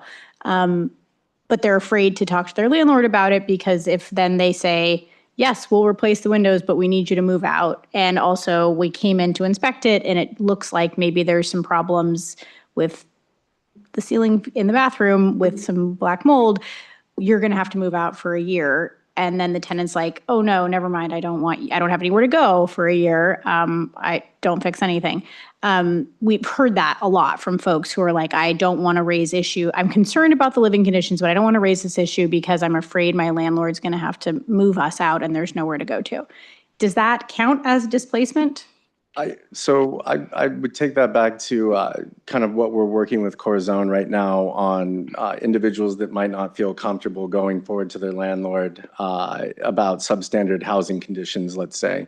And the first goal is always to fix that and to keep people in the housing that they currently have, if that's what they so desire. And often what we find is, with code enforcement, we can go in and get a working plan, okay, and then we'd always want to exhaust what the remedy was for the landlord first. If they have to temporarily relocate somebody due to a fix, we would rather see them do that first. But if it can't be fixed, what we're finding is that people can't find adequate replacement housing. And I think this is where this, if we were to prioritize displacement, it would give us an additional tool. Right now, I can't say that, okay, this person lost their housing. I can ask if there's availability, but I can't really say, hey, they should go on a prioritized list based upon, this requirement. And I think that that's one of the advantages of maybe taking a look at this from that standpoint, is that we don't have that right now. But I would say that it would probably have to fall under a criteria of something that was of no fault, not by choice of leaving. Naturally occurring affordable housing has been used, loss of naturally occurring affordable housing has been used in other cities as part of their displacement with these ordinances. So I think there's a lot of room in there to kind of work through implementation. But I would say that it gives us a little bit, if through codification in this ordinance and matching up with SB 649, we probably would have a better chance of being able to place people that were displaced based upon the categories that we choose out of that. Thank you. We'd like to go next. Yeah, just wanted to follow up on Councilmember Kelly's statement about if somebody's displaced. I'm not familiar with this, so I would kind of like to get some information. I know as a homeowner, sometimes you will camp in a bedroom while things are being done. Is there a different approach with landlord-tenant relationships that they just automatically say you got to be out for a year? Is that the easy way to go, or do they work with tenants? I mean, we've seen that most landlords do want to rectify the situation. I think there's cases of sometimes where maybe they can't, or maybe that's just not something that will work over a period of time. But that's generally between the tenant and the landlord to be able to resolve. Oftentimes we refer them to legal aid, who's an expert at dealing with these. They deal with it all the time, and generally that produces a good result. I think in the instance where somebody absolutely the substandard housing and they're going to lose it, and I think, and I didn't mention it in my last response, but they have to be income qualified as well, right? So this doesn't just broadly apply to anybody losing housing, but it would be the study took a look at 120% and below. But if they were going to qualify for an affordable unit, they would have to meet those requirements. But I think in the case where there's absolutely displacement, there's no alternative to the housing, it can't be rectified by the landlord or the tenant through either legal aid or through an agreement, then this would play a helpful role in helping to place them and keep them in the city. So legal aid could work an agreement out, and something could be similar like that, or they're pretty. In other words, I'm trying to understand: are the rules much stricter for landlord tenant than if you were an owner occupied? As far as when you leave, when you stay, type of thing? Because I can imagine as a landlord, it might be easier to say, well, the job can get done quicker if I move them out, as opposed to trying to work around schedule. That's all done through legal aid. Do you have some say in that? No, I really don't. I would say that if they, for example, if they are given an eviction notice, like a no-fault eviction, or if they're asked to move out because somebody's moving in, we do have protections under AB, I think it was 1492 or 1482, which was a displacement which requires relocation payments. And we have adopted an ordinance that, based upon income, could increase those payments in the case of no-fault eviction. But in the case of resolving that, no. And I would say that each case really varies that I've seen, and I haven't seen them all be the same. So unfortunately, I don't know if I could answer a general answer for all those different scenarios that I come across. Okay, and this looks like we're working with protected classes in this, and I see we're expanding the area to possibly get more protected classes in, but at the same time, we're reducing the number of units. Are we trying to fit a balance of if we expand the area, the zone that we're looking for, that will give us a broader base, but at the same time, we're having fewer units for that broader base. How does that work out in the long run? So, this is where this impact study comes in, is that they looked at the broader area as part of the study, right? So that would include the entire gamut of our geographic areas within our existing policy. And what they found is even at that broader area, we still had impacts. But that doesn't mean that we couldn't take a look at the percentages within the categories of that existing policy. So we could take a look at what percentage from the city of Healdsburg, then we would look at, the surrounding areas and the zip code. And then, generally we could keep the same tiered strata, but we would want to be mindful of the percentages. There's something called the 4/5 test. It's not law, but it's definitely a litmus test and it gives you, it's an accepted practice on how to figure it out. And basically what it's saying is, it's how people can access housing. So if people can't access, let's say, for example, 80% is what they're looking at. So when they look at the income qualified workers and residents, and then they look at the geographic area, they're taking a test of who's in there, who can access it, and then does it exclude people up from accessing up to 80% of those units based upon the disparity. So it sounds kind of complicated, but it's really just about making sure that the percentages still kind of match up with what the recommendation are. And even the recommendations in the impact study aren't necessarily set in stone, but rather what you can justify. It gives us some boundaries to work within. So 40% is at the top. Other cities have had 30% of units. Some have expanded the geographic boundary and have taken a higher percentage. Some have shrunk it and then lowered the percentage. In this case, what I would recommend is taking a look at a very objective category of displacement upfront in general. And we could look at that from a geographic boundary, or we could look at that as from the whole area. Or we could take a look at stratifying the percentage across, city, then the larger zip code area, and then further out. So we would just need to work around with the math. And as part of the staff report, I mentioned that, based upon what the council's preference was, I would take a look at those to make sure that we wouldn't, create unequal access by creating different tiers with different percentages. Yeah, and just looking at Dr. Eiler's presentation, the low end is up 0.5%, where the upper end is up 1.5%. So that skews that AMI. So we keep pushing people further down. And if you haven't lived here, if you don't own a home, if you're always renting, you're going to continue to go backwards. So I'm just concerned that as we go forward, we will actually be addressing fewer and fewer people at that lower end. So I just want to make sure that if we're doing a local preference, we're not making it more difficult by reducing that number. So. I think you're absolutely right around the challenges of area median income. We've seen it significantly go up since I started in 2019 to now. It's just been a sea change in how much it's gone up. And that actually expands the client base that we have that qualify for affordable housing. And it also drives up the rents that can be charged. So that is a challenge across the board. Yeah, because I'm thinking Section 8 might just get below that, particularly since we're not adding a lot of vouchers currently. And I just want to make sure that when we are back to issuing actual vouchers, that there actually would be a place for those people to go and address those concerns. So, Sure. thank you. All right, thank you. I'd like to go next. Councilmember Hagley?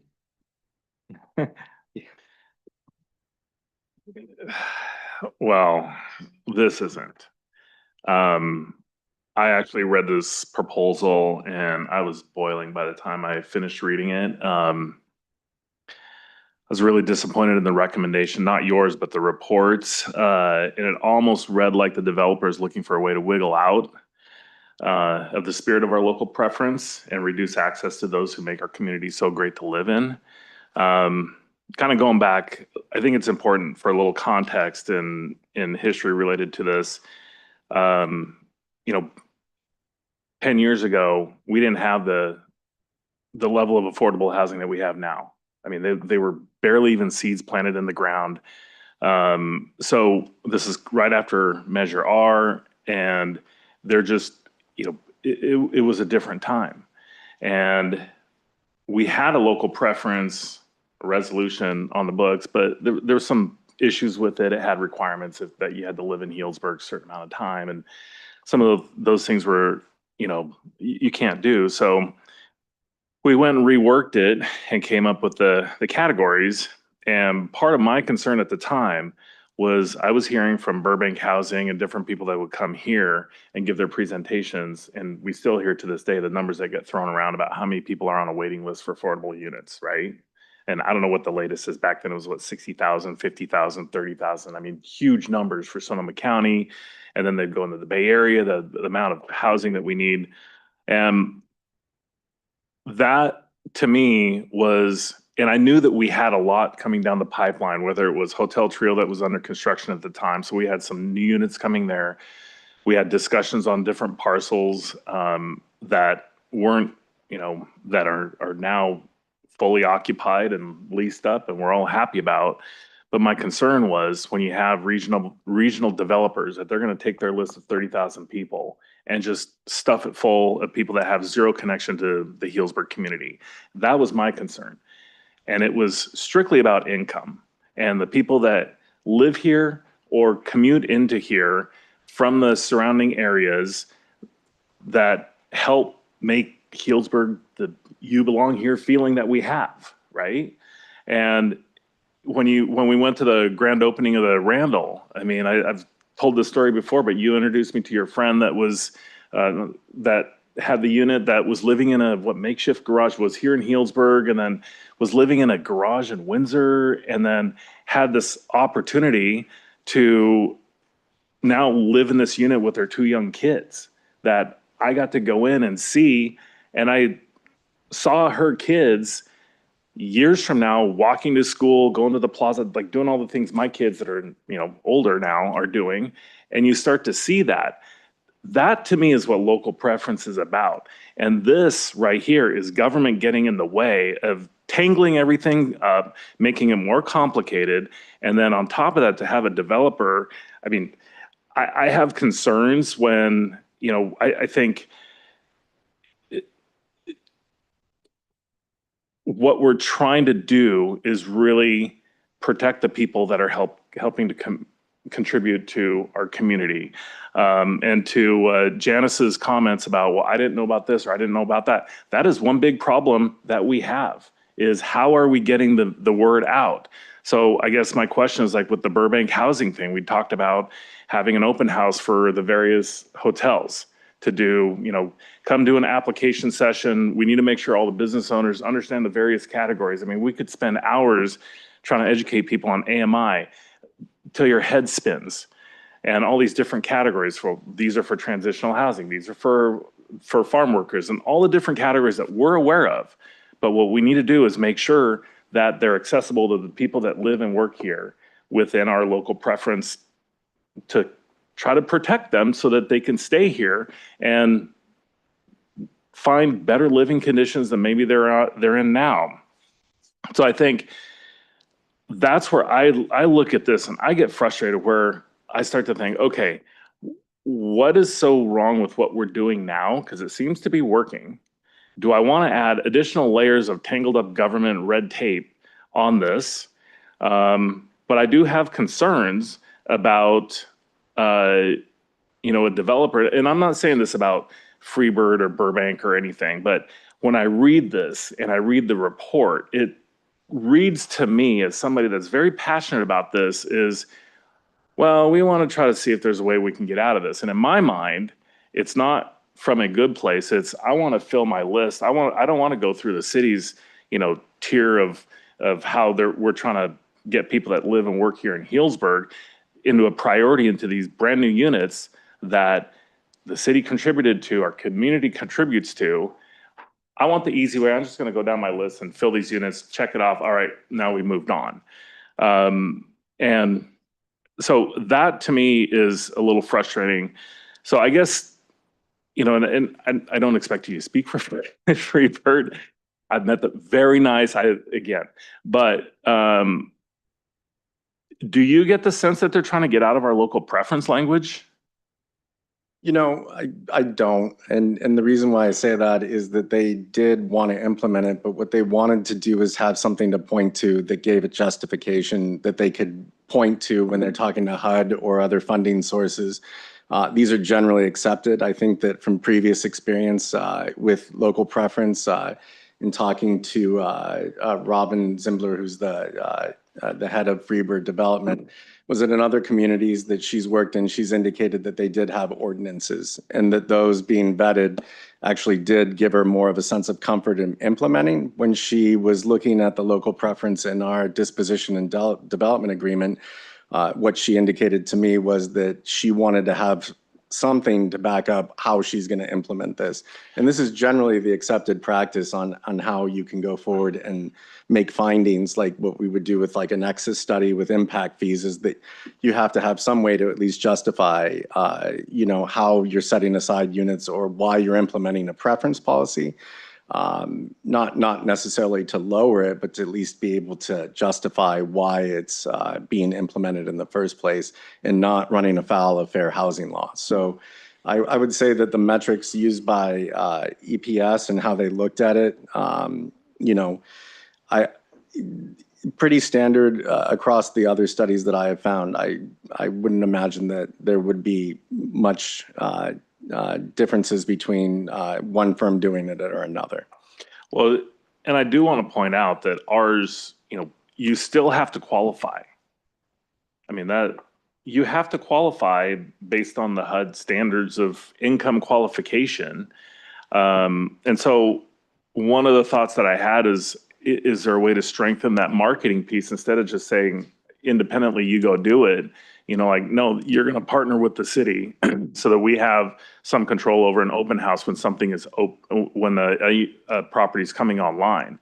So in theory, those units could get filled up with people that live here in town first, or have, work and, kind of fit within that category. But really, it's kind of a opportunity to get it leased up. I mean, to me, that it's worked.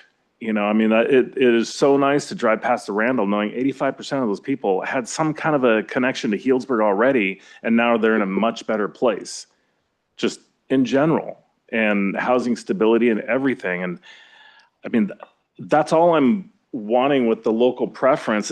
We could talk data all day long. At the end of the day, it's families and people and their community members that we interact with every day.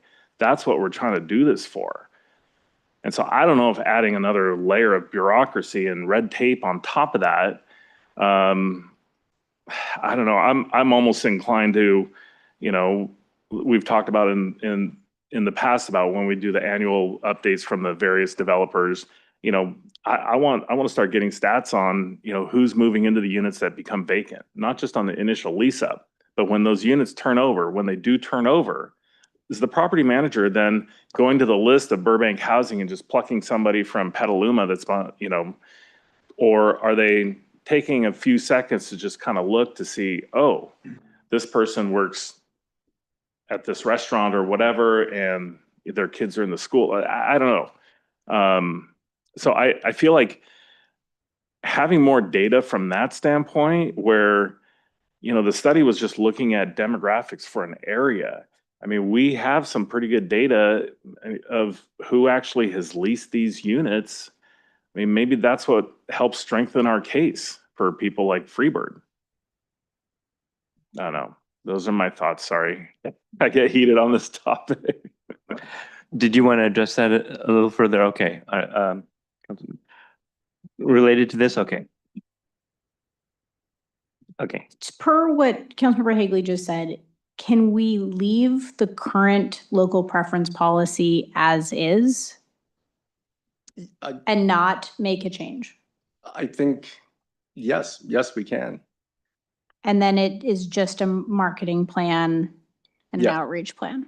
Okay. We don't. It's have to not an adopt ordinance. With apologies, that was a good question. Thank you. No. Go ahead. Thank you. I wanted to hear what Councilmember Hagley had to say because this is an important point and has been throughout your council career, and we all sort of became involved in it, at least I did, because of that. And when I'm looking at this, to me, it seems like, yeah, we're just layering on all kinds of overhead problems, management, that when we're now managing the kind of at some level, these places, so I'm concerned about sort of what's the real goal here? Why are we even doing this? And I'm glad that Councilmember Kelly asked that question. We're not saying we got to change anything. We're just doing some investigation here, right? So the spirit of what we're trying to do seems to be getting lost in this, management process. And, what you've said is that the marketing plan has worked. The Randall is, rented up with many Healdsburg people. Yeah, and I can't even imagine how you would go about the implementation plan. You make it sound like it'd be really easy, but and then you start talking all these percentages and stuff. There's no way this is easy, right? So now we've added a whole layer to your job that I think probably won't gain us anything. So I am totally in support of let's just keep what we have, and perhaps. Do we have a real problem, I guess is the question. What problem are we trying to solve at this point?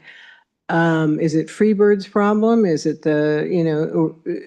we know that people are getting into these projects from Healdsburg and the local community, right? So that's not the problem. The problem maybe is when they get re-rented, they don't use the local preference anymore, that we sort of lose that. So perhaps that is something we could try to change, but in a new project. I don't know if we're going to change our development agreements now. So anyway, I agree with Councilmember Hagley, the spirit of what we're trying to do and help our neighbors and our community. Let's not overkill this thing. Did you need to respond to that? No. Okay. So the question I have about this is there some way in which the changes in the recommendation really make Healdsburg more attractive to developers or less attractive, other than, you mentioned a worry about explaining, the process because maybe it's unique, maybe it's new, it seems simpler, it may be smarter, maybe it seems very effective, but what we're hearing from the developer is that it doesn't have the backbone that they need to make an explanation.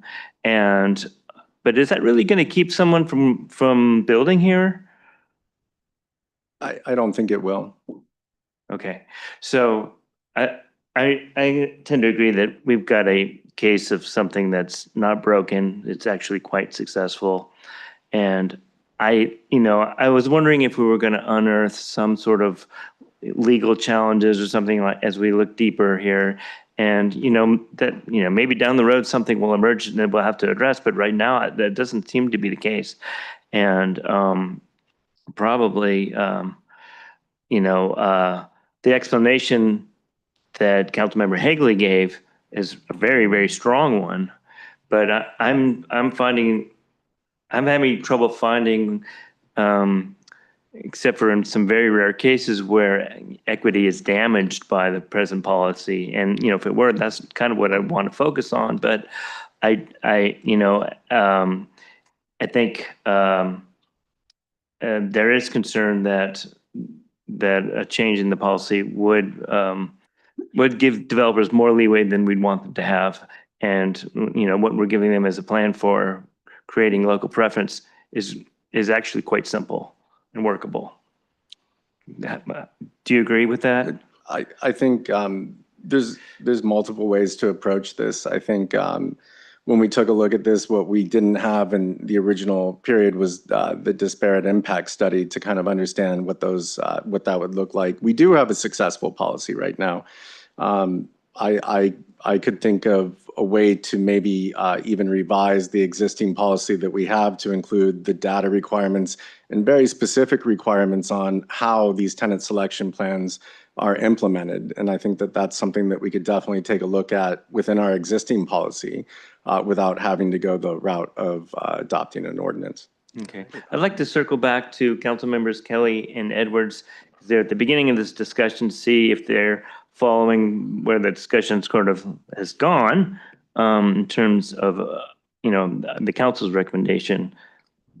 Go first. Yeah, I think there's definitely been challenges with the lease ups, and we're only talking about affordable housing right now. So like, we're not talking about, you know, the Montage development and, you know, just to be really clear about what quote unquote developers we're talking about. We're talking about mostly nonprofit developers or like 3 Healdsburg Avenue that's building the apartments or the condos and they have inclusionary units on site. What does the rent up look like of those inclusionary units that'll be affordable? So I think we want to assume good intention of these people who are trying to provide the desperately needed affordable housing in our community. My biggest concern is that in looking at the disparate impact study, it's basically saying your policies are racially exclusive and are not providing equal access for people of other identities outside of the existing bubble that is Healdsburg and Northern Sonoma County.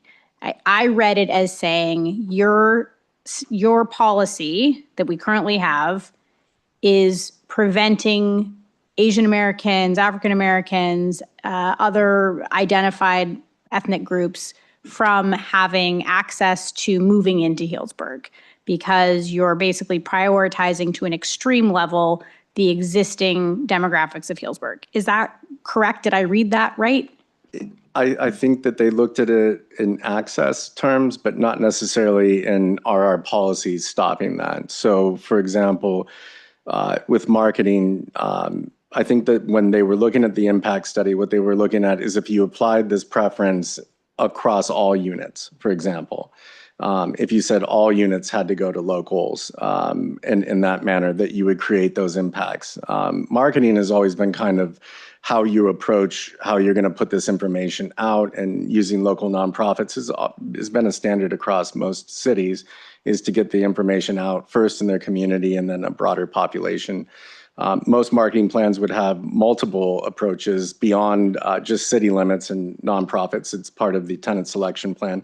So it doesn't exclude anybody necessarily, but what we ask is that they provide the information in Healdsburg about through our channels, such as mentioning like the chamber or different organizations that have access to those that would want to access this. So it's not necessarily saying that our policy is doing so. It's saying a broad application of it could create those disparities in how people access it.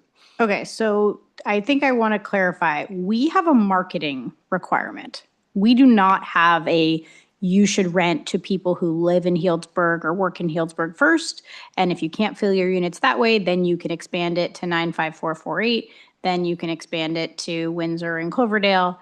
That is not what we require. Right now, what we require is just that the housing developers do outreach and market locally before they expand their outreach to other places. And that's been the best way we've been able to implement it.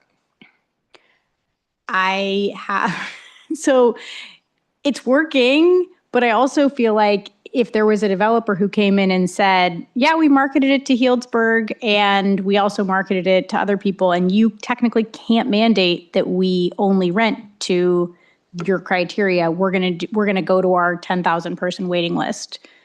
These people need housing too. We wouldn't, as a city, wouldn't be able to say, wait, that's not what we want. We want you to prioritize the people who are living and working in our city and their kids are already in school here, or they work at a local business and now they won't have to commute really far.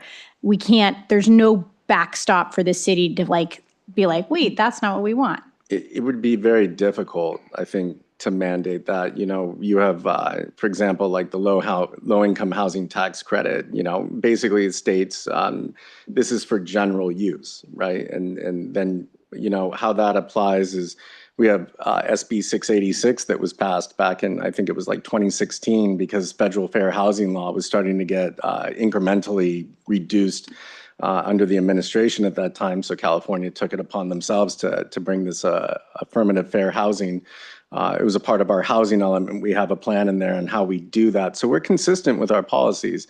The marketing is just the easiest way to implement this.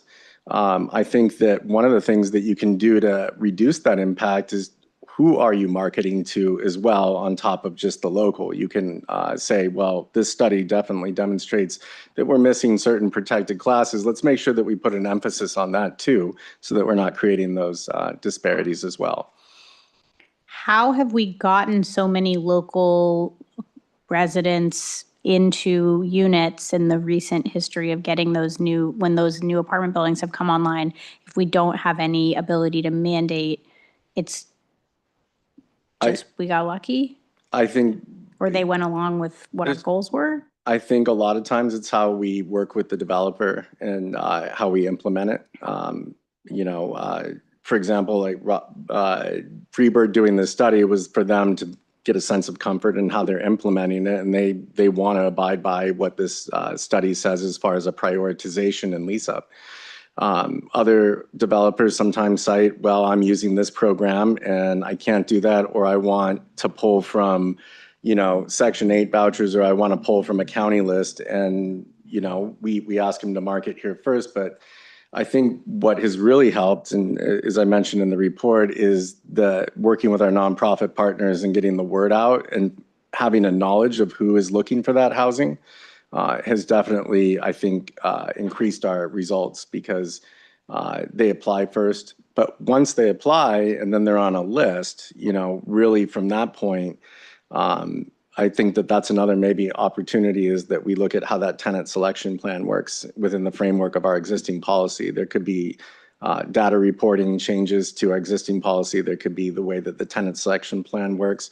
I think what putting this into an ordinance would do for us is create more standardization on that. And it would give us a baseline number of units that we could say, no, this needs to fall into the ordinance, and then the marketing would have to follow this plan.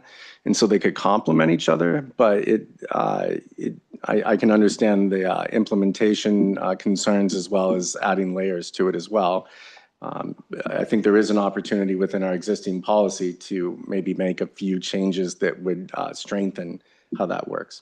Councilmember, if I just a quick thought on your question as well. Based on my experience, I'd offer two theories as to why we've hit such a high percentage so far. One is, I think the marketing often works when you get to local, however you define it, when you get to local families first and they fill up that list, that initial lease up is going to be weighted to those folks. But the other is, I think, just people want to live near, this is intuitive, of course, people want to live near where they already are. So would a Windsor family be excited to get an affordable unit in Healdsburg? Probably. Would one from Novato? Maybe not, right? You have to uproot your family, you have a job, you have schools and things like that. So I don't think, I don't have data right off the top of my head, but I don't think it's that atypical to see your units fill up with local people. But also it seems like the marketing's working, because we have seen some progress over the last few projects as we've leaned in a little bit more to how we oversee that. Yeah, I think like my last comment is just that, we have like 600 units-ish of affordable housing in town now, or more. And we have like 232 new units that this council has been amazing in approving and getting built and that are coming online in the next short while. And so my concern is that if we don't get it right for the, like, we are making those, we've prioritized affordable housing and we are making big strides in helping to get those units available for people who want to live here. I'm worried that we have a marketing policy that's been doing good so far, but that there's no teeth to it if it doesn't go well. And so I think a lot of it is really reliant on that relationship building. And the good news is it's Burbank and we've worked with them a bunch, and it's Freebird who it's the land that we donated to make this happen. So I don't have like a ton of fear that it's not going to go well, but I do just want to make sure that we get it right, because this is so many units. This is a lot of affordable housing that's so desperately needed for all the people living in overcrowded housing already in Healdsburg, living in garages, living in cars, moving from mobile home park to mobile home park when they get kicked out. Like, there's a lot of people who are like relying on this community to provide these desperately needed units. And I'm worried that we have a marketing plan strategy that's it. And it's working so far, but also like, we don't have an ordinance that we can mandate. Yeah, I originally was concerned about too many requirements on developers, but then I realized that what we're talking about currently is we have skin in the game. They have come to us for money or land. And so I think that that's a little different partnership than, say, 3 Healdsburg Avenue.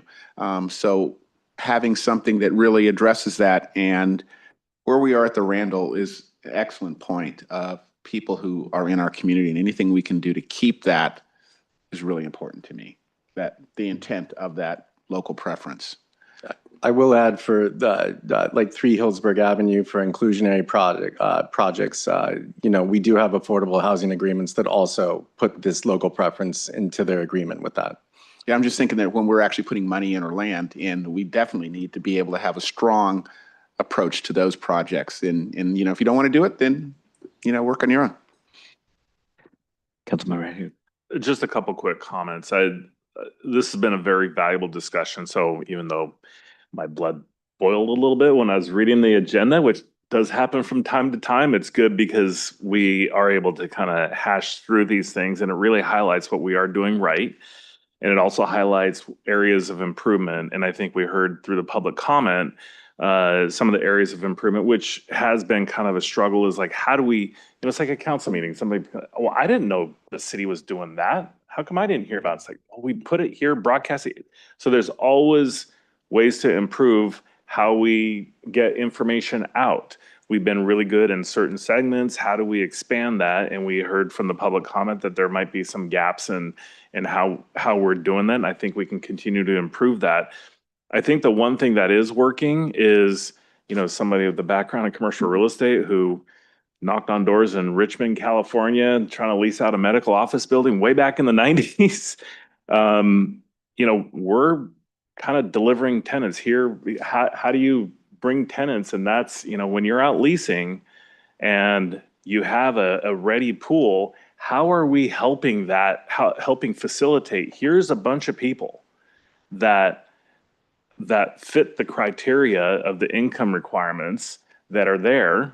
So we do the workshops, and it seems to me like the weakest spot in this on the marketing piece is we're handing it off to the developer and then letting them run with it, where maybe that's something that part of our, when you're talking about ideas on how to improve it, maybe it is something where the requirement is a partnership with the city on the marketing, so we can make sure that our nonprofit partners are part of that. The hotels or the different businesses that were highlighted in our economic report that we just received are in that room, that they know that they can send their employees to this workshop to fill out applications, so that they have, here's a whole bunch of tenants ready to go. I mean, developers would love a pre-leased property, and I think that's one avenue to do it. So, and the other thing is, the report looked at the various areas that we had in our local preference. It didn't take into account you could have somebody that's commuting up here to work at a local bar or something and from Petaluma. But, I mean, they would fit within our local preference category, even though they live in Petaluma now because they work here in town.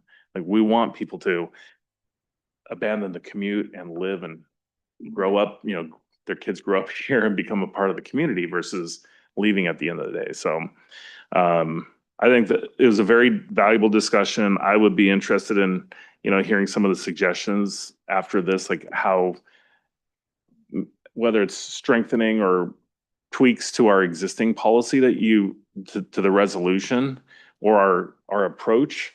But other than that, I feel like I've said enough on this topic. Sure. Councilmember Higley brought up a good point about, we're bringing all these applicants together and basically handing them to the developer. And I know when we were getting ready for the lease up of the Randall years ago, the city worked in partnership with local nonprofits and a couple affordable housing providers to do rent-ready workshops, because for getting ready to become a tenant, especially if you've never lived in deed-restricted affordable housing, the requirements of producing your pay stubs and tax returns and a letter from a former landlord, or if you've ever been evicted, you have to get a letter that explains why and that you won't do those things again. So rent-ready workshops is actually a helpful tool I think the city could do to work with these folks. And we worked in partnership with the chamber and a lot of employers back then to ensure that all of their employees who were saying, we really want to live in Healdsburg, that they were attending these workshops in advance so that they basically showed up to apply and they had like everything ready to go, as opposed to trying to track down those old pay stubs from 3 jobs ago and, no one's answering the phone, and then you miss the deadline because you're doing the paper chase. So I do think us as a city helping to work and support, I'm seeing nodding heads. So working with the affordable developers and doing some of the outreach and rent-ready workshops, even if people don't get into the next available units, they're that much better prepared for the next opportunity and they're ready. So I think that would be another thing that we could help partner with them on and work with our nonprofit partners for getting those tenants, not just on a list, but ready to go, making it easier for the developers. Yeah, thank you. Just to summarize, it sounds like the council wants to stay with the current program with some improvements, see where we can market more successfully. I think, if there are worries about the current program, it's a little bit like Councilmember Kelly outlined, but I think it relies on a reality where people don't want to live in Healdsburg anymore. And we don't see that in the future. Maybe that's cocky, but it's such a desirable place. And the reason why it's working is people really do want to work and live and stay in Healdsburg. So that's sort of the fuel in this engine, that's making the current program work. And until that changes, which means that we've been wildly successful at developing housing and people, are feeling kind of set, then maybe at that point we need to look at something different. But right now there's so much need and so much desire to be here that what we're doing or something slightly improved is going to fit the bill. So, do you have anything you want to add? I just want to, I wanted to confirm and agree with that, to keep what we have and improve upon it. You've had a lot of comments about ways that we could do that. And I think that Councilmember Kelly's comments about getting people ready to rent, that can be one of our things we can add into things we want to do. I don't know if it's in the resolution or not, but I think this conversation has kind of morphed into, there are ways we can improve what we already have that's already working, which I think is really cool. Yeah, it is. Do you have anything more you need from the council on this? No, I think I got it. Okay, thank you very much. That was a great discussion. Thank you, everybody. Okay, moving on to 8C, fiscal year 26-27 city council goals, Assistant City Manager April Mitz. Thank you, Mayor and council members. So tonight we're just reviewing the city council goals for the next fiscal year. Next slide. So the recommended action tonight is by motion, approve the city council goals for fiscal year 26-27. Next slide. A little bit of background on this. The City Council does adopt goals annually, and it applies to fiscal years. So the goals in front of you tonight would be in effect July 1st and run through June 30th, 2027. The City Council did hold a goal workshop it was held on March 25th, 2026 at Healdsburg Golf Club at Taman Park Clubhouse. It was open to the public and it was facilitated by MRG. Next slide. So why do we set goals? This is just a refresh of the slide that you saw on the 25th, as well as last year's presentation. The first reason why we set goals is to determine and drive direction, and that is direction that the council gives to city staff. It is to align and commit resources. Obviously, we do not have an infinite amount of resources, both monetary and staffing wise. And so what this does, it really narrows down the focus for staff so we know what we need to proceed on and make a priority for the next fiscal year. We monitor and communicate progress on these goals. And then we like to celebrate the accomplishments that we have when we get to see the finish line for the goals. Next slide. So the strategic direction, so this is what guides our strategic planning and our goal setting process. So the city does have a strategic plan. There are 7 strategic goals within that strategic plan that have been adopted by council. It is economic diversity and sustainable growth, environmental stewardship, affordable housing, infrastructure and facilities, effective governance, public health and safety, and community services. So those are the 7 strategic goals. The city council goals fall underneath one of those 7 categories. So you'll see on the far right-hand side, the city council goals. The current fiscal year that we are in, fiscal year 25-26, there are 45 individual projects that city council set as their goals for this current fiscal year. Following the goal-setting workshop on March 25th, we have identified 33 new individual projects. So as you can see, there was a decrease, but there's a big however and a caveat in that decrease. A lot of the strategic goals that the staff works on and accomplish over the year, they carry over, so they might drop off of the list, but it is something that increases the staff's workload on the back end. Just some examples that I was able to pull up from the current city council goals is enhanced city communication and outreach. So while that was a current fiscal year goal, we're not going to drop that community outreach and engagement effective July 1st. We're going to continue doing that. Wildfire mitigation plan and wildfire mitigation programs that we have in place. Great goals. We accomplished it. Fire department did a great job. Every year we're going to be doing parcel to parcel inspections, which takes a lot of time and energy. We have our emergency preparedness and disaster response plans. Implement arts and culture master plan. So again, that was a big item that was on this current year goals. It's not going away effective July 1st.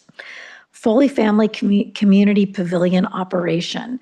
We have this beautiful building across the street. It takes time, energy, and resources to make that, for us to be able to operate that facility. So while that was part of the current year goals, again, it doesn't go away. So these are just different types of programs that I just want to make council and the public aware that although it does look like we dropped off goals, we still have a lot more work on the back end of things once we've accomplished those goals. Next slide. So this is a creation of the city council goals for the next fiscal year. So for fiscal year 26-27. So how was this list created? It started with us updating the 25-26 city council goals. City staff did work with MRG, our facilitator, and we removed completed or near completed items from the goal list. We did add projects with prior city council direction. There was only one in this particular year, and that was the exploration of microtransit services. So that was something that was added to the list. We did add one staff recommendation, which also coincided with some city council recommendations. And then the city council did look at all city council member proposals, and at the workshop talked about each of the proposals, the importance of them, the effect of them, and then we took city council took a straw vote. And so that's what it brought us to the list that we have tonight. So next slide. very, very small writing. Don't expect you to read it. I just wanted to give you a summary. This is our dashboard of our fiscal year 27 proposed goals. You'll see across the top in blue, those are the 7 strategic priorities. And underneath the strategic priorities are the fiscal year 27 council goals based on the straw vote at the council workshop. Next slide. So I will really quickly go over all the different goals in front of you and that are on that dashboard. This is all included in the staff report. There's an attachment to it. How these are broken out, I just want to explain a little bit. You'll see the green indicates the City Council strategic priority. Underneath that are the City Council goals, the 33 City Council goals. When you see this, any goal that's in the gray, the lightly shaded area, that is a goal that's rolled over from the current year and going into the next fiscal year. And anything with the bolded black writing are the new council goals. I will not be reviewing the gray ones because we're all pretty familiar with them. That being said, I'm going to review the first one under economic diversity and sustainable growth, which is the station area specific plan. That is a big project. It's on its way. The city received a $1.13 million grant to be able to conduct the study. It is expected to be about a 3-year process.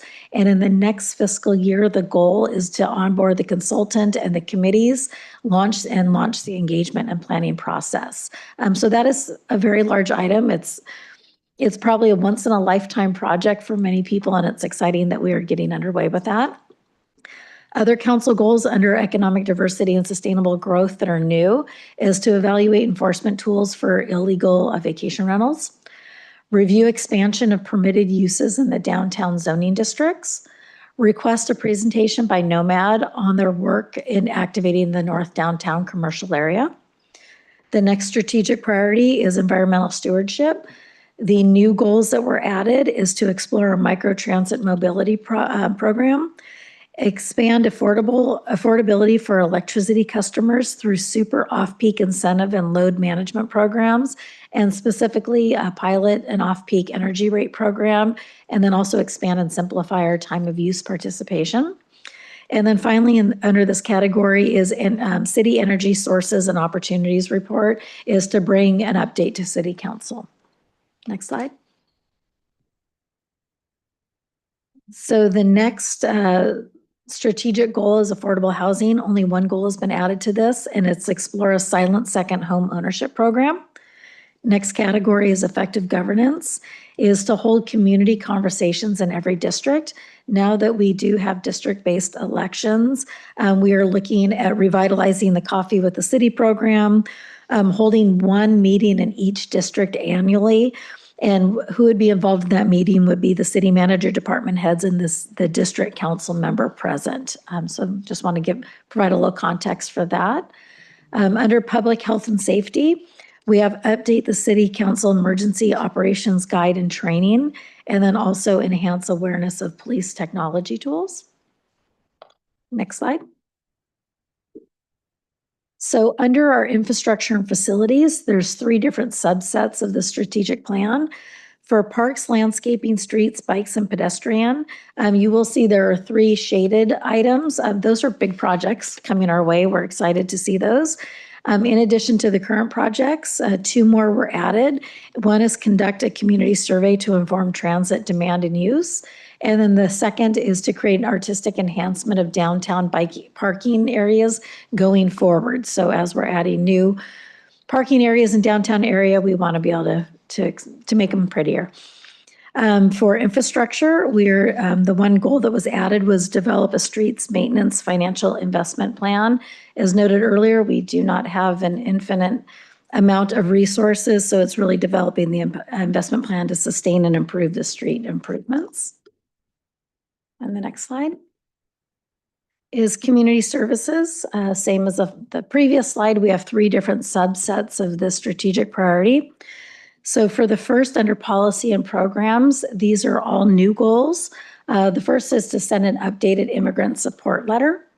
The second is to develop a financial strategy for the Community Services Fund, including spending priorities.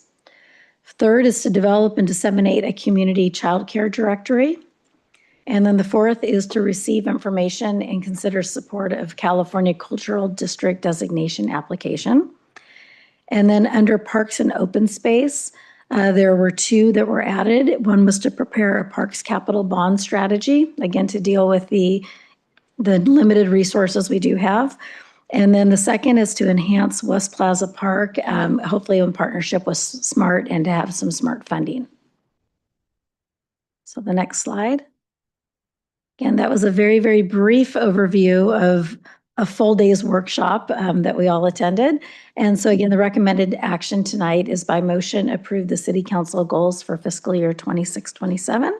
And the final slide is just if you have any questions for myself or City Manager Kay or any of our department heads.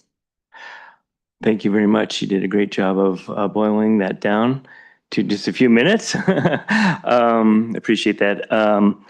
Let's just limit it to clarifying questions, and then we'll go to public comment on this. Do we have any questions about the presentation? No? Okay, so I'd like to open this up to public comment at this point in time. Welcome. I'm Tara Jasper. I have 3 very sporty kids in town, and my whole family loves volleyball. We live on Matheson Street. If you've ever driven down and seen the volleyball court in the front yard, that's us. And so redeveloping Badger Park, I'm here to hope that you guys put sand volleyball courts in. Also, there's going to be a professional sand volleyball team in San Francisco coming in soon. I think it's a very popular sport. It's on the rise. It's great on the joints and great for reinforcing foot strength, which now we know leads to better strength in old age because it's a stability muscle. So I really, really think it's a wonderful sport. So that's all. Thanks. Thank you. Anybody else want to come forward for public comment? Okay, we'll close that and bring it back. I just want to frame this, and I'm not going to go first, but yeah, I think the sand volleyball item, because we've had a lot of emails about it, warrants some discussion. And then I have a discussion I'd like to present to you, but I'm not going first. So I'd like to just open it up to whomever would like to. Pardon me? Yeah.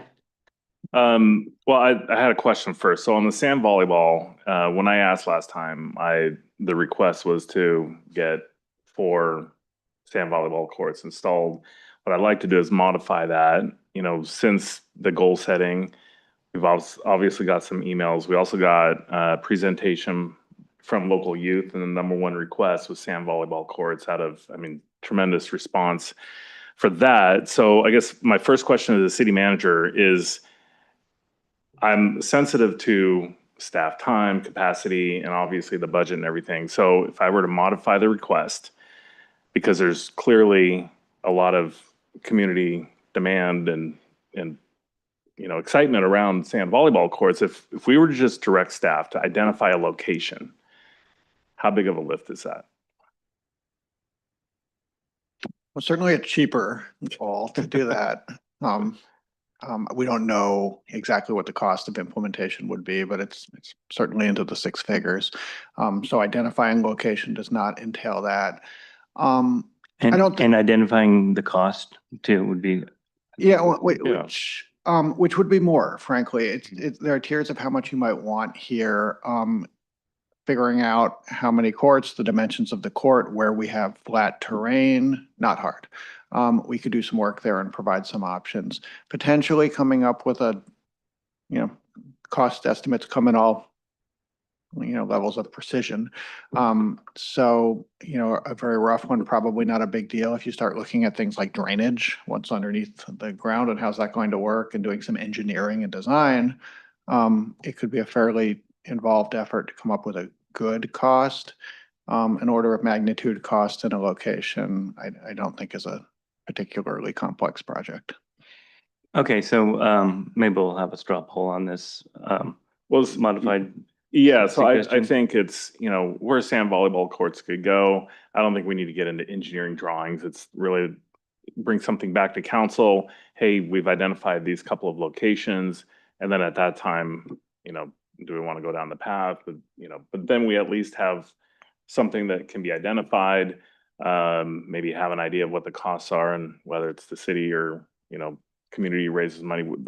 At least we're kind of taking control of identifying a location. I feel like that's important. That's something that the city could do. So that would be my request. Okay, so let's limit feedback to that suggestion right now. Councilmember Kelly. Yeah, I guess I'm a little bit curious about the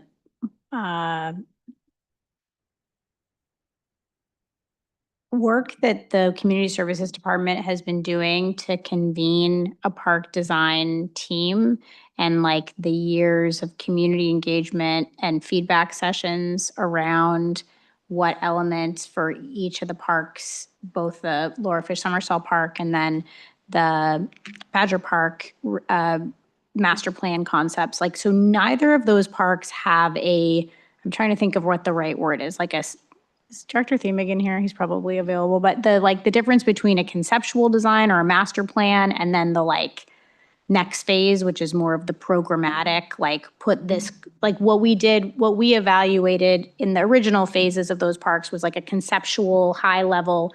We said sports courts will go here, but we didn't say pickleball courts will go here because we don't know when and if.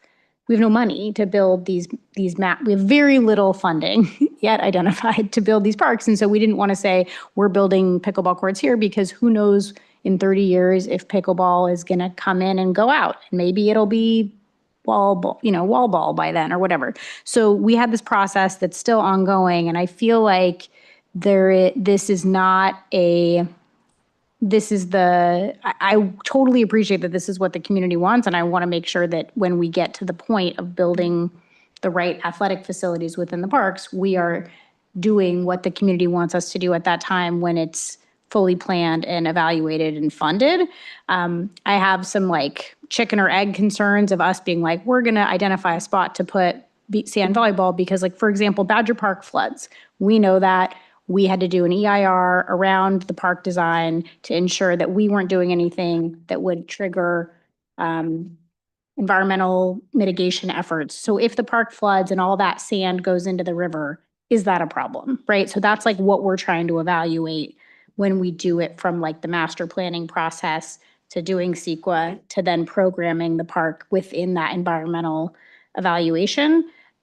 This feels like a very programmatic, specific decision when we are intended to be making high level policy related decisions and then allowing we dedicate the time for staff to do the process with the community and evaluate, is it softball, is it soccer, is it pickleball or is it basketball? And that's what that staff and the community are supposed to be doing. So I'm not saying I don't want to have beach volleyball or sand volleyball. I'm just saying I don't think it's the appropriate time for us to be we have this whole process happening over here and we're just going to do a different process that's go evaluate a location for where the volleyball should be, as opposed to saying in this existing process that we're dedicating resources to in these specific places. And if it can't for some reason exist in either of these two parks for whatever reason, is there another place for it to be? Can it be a part of that process that's currently underway as opposed to a separate one-off thing? That's where I'm coming from. Well, I think there's possibilities outside of the two big parks that may be worth looking at, and I don't know what they are. But I just want to remain open to that maybe we decide to put them, I don't want to get into the weeds here, but one of two or three other places that aren't on those parks that might happen sooner. I don't know. So that's why I think this proposal is reasonable, but I guess that my comment would be, we have a laundry list of capital improvement requests, whether it's putting lights on the basketball courts at Georgie or fixing the existing stuff that we have that has been evaluated and studied through the Community Services Capital Improvement Program that is, what was the number? $10 million, $60 million of unfunded capital improvements that is a priorities that exist. And I think this should get put on that list, but I don't necessarily think it needs to jump to the top when we already have existing stuff that we're getting complaints from the community that we're not maintaining it, or they've been asking for it for a long time. So there are sand volleyball courts at Lake Sonoma. There are sand volleyball courts at Riverfront Regional Park, neither of which I've ever seen used, but they exist and they look great and there's a net up. So they do exist very close by. They're not in the city limits, but I don't want to be like the negative Nancy on this thing. I just feel like we have existing processes for a reason, and we have a lot of unfunded capital within our existing parks, like the shade structure at the skate park that we nixed and the new deck replacement at the skate park that we nixed because we didn't have money in the last budget cycle. So those are just the competing interests I want us to be mindful of. Yeah, this is difficult. We've gotten a lot of requests for it, but as Councilmember Kelly said, I mean, can't tell you how many people have wanted lights at the basketball courts for so long, and restroom facilities. And I don't know if this is a situation to where, is one too little? I mean, there's a lot of questions I have about how it goes. And I just think that we have worked through Park and Recs we asked them to give us a list of capital improvement projects. We asked them to rank those. We went through that list. I think this would be good to add to the list. I just don't know if we can move it above all of these other conversations we've had over at least the past 3 years. And if we do get locations, then are we telling people, aha, we've identified locations, that means that this is moved to the front of the list? Well, I would say we kind of did that with the Magical Bridge, where we said, but community, you're going to pay for it. The request is, I think we're kind of getting way down into the weeds on this. The simple request is, hey, staff, where could this potentially go? That's it. I mean, really, we wouldn't know where to put it on that list, top or bottom, until we know what it is. And that's kind of, I think, what Councilmember Hegley is proposing. I like the suggestion where you compared it to the Magical Bridge. Because that was an easy one to where we have kind of identified a playground. And if we do have identified areas, then we would know cost and possibly community involvement. That sounds really good to me.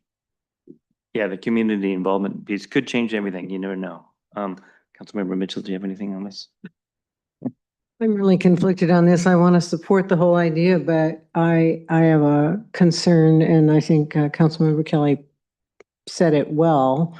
We've had a huge amount of process in all of the things that we're doing. There's a lot of priorities that people have expressed, and we've had community meetings. We've had a number of emails, yes, but I don't know that the whole community has come out and said, this is an important priority for us. So and we're also going to be having budget meetings that are going to be talking about potentially trying to cut back on all of the community services stuff that we do. And now this adds to that. So I do think that if we find a place, the next step is definitely people are going to assume that we're building it. So, we might be over promising even by doing that. But I don't think this is the right moment to do that. There might be some, included in some park design or some conversations about that, or even during the budgeting cycle. But to add it to our list of goals, it seems so not strategic. So I have a concern about that. Okay. I think the ask to do the fact finding, to figure out what it is, to let the community see this adjacent to all the other projects answers the call that we've heard, and is not too big of a step or too big of a goal to undertake. And we certainly would have to be careful to not make any promises. But, if we don't rule out the possibility of community involvement on this, it starts to become a little bit more doable. I know we're all kind of suffering budget anxiety, and that makes it's real. And I think that's part of the initial resistance to the idea, for sure. But this is not, this fact finding is not going to be that expensive. And I think it'll give us a piece that we can work with or discard if it's just like, oh, you know, it's too much money, forget it. I don't know. But we don't know. And so I think the interest is real. And so I'm in favor of the revised proposal. And is there another one of you who is also? Go ahead. No, I'm sorry, I was going to ask you to poll the council because, Here we go. yeah. So 2, anybody else? No? It says no, a no, and a no. Okay. I support it, and we had, out of the 271 responses that were presented at the last council meeting by our local youth, 142 of the kids that responded to that survey, that's a full 53% responded wanted this. So there is community desire to have this, and it's not necessarily people that are in the room. That desire is real. I think we owe it to the kids to at least have staff identify a location, and that's it. So my vote is yes. If it's just to identify a location, The price. but then if we're talking location and price. Price is a large, because as Councilmember Kelly said, that is almost an environmental review of, you know, we could pick a spot, but how is that spot appropriate? It gets expensive going down that when we talk about price. I think at this point, just location. Okay.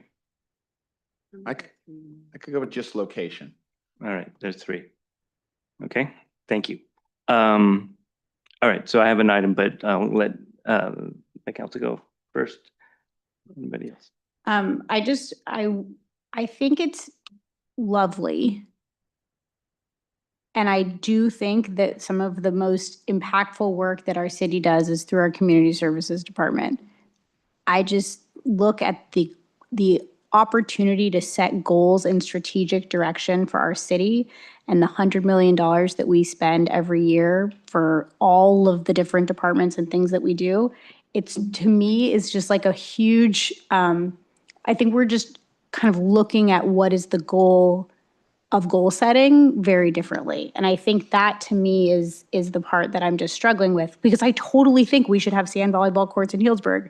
That's not the issue. It's just, I don't think that the goal setting process is the right time to be putting this in.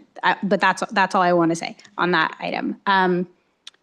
I recently saw that the city of Sonoma did a very public Artist of the Year celebration, and this is something that they've been doing for a long time. And so I spoke with some of our colleagues in the city of Sonoma just to get a sense of what it is that they do, because I think for a while the city of Healdsburg was, we talked about it tonight, like Russ Messing was our city's poet laureate, and we've done a couple other ways to engage with the arts community that is not expensive, isn't a grant process, doesn't involve a lot of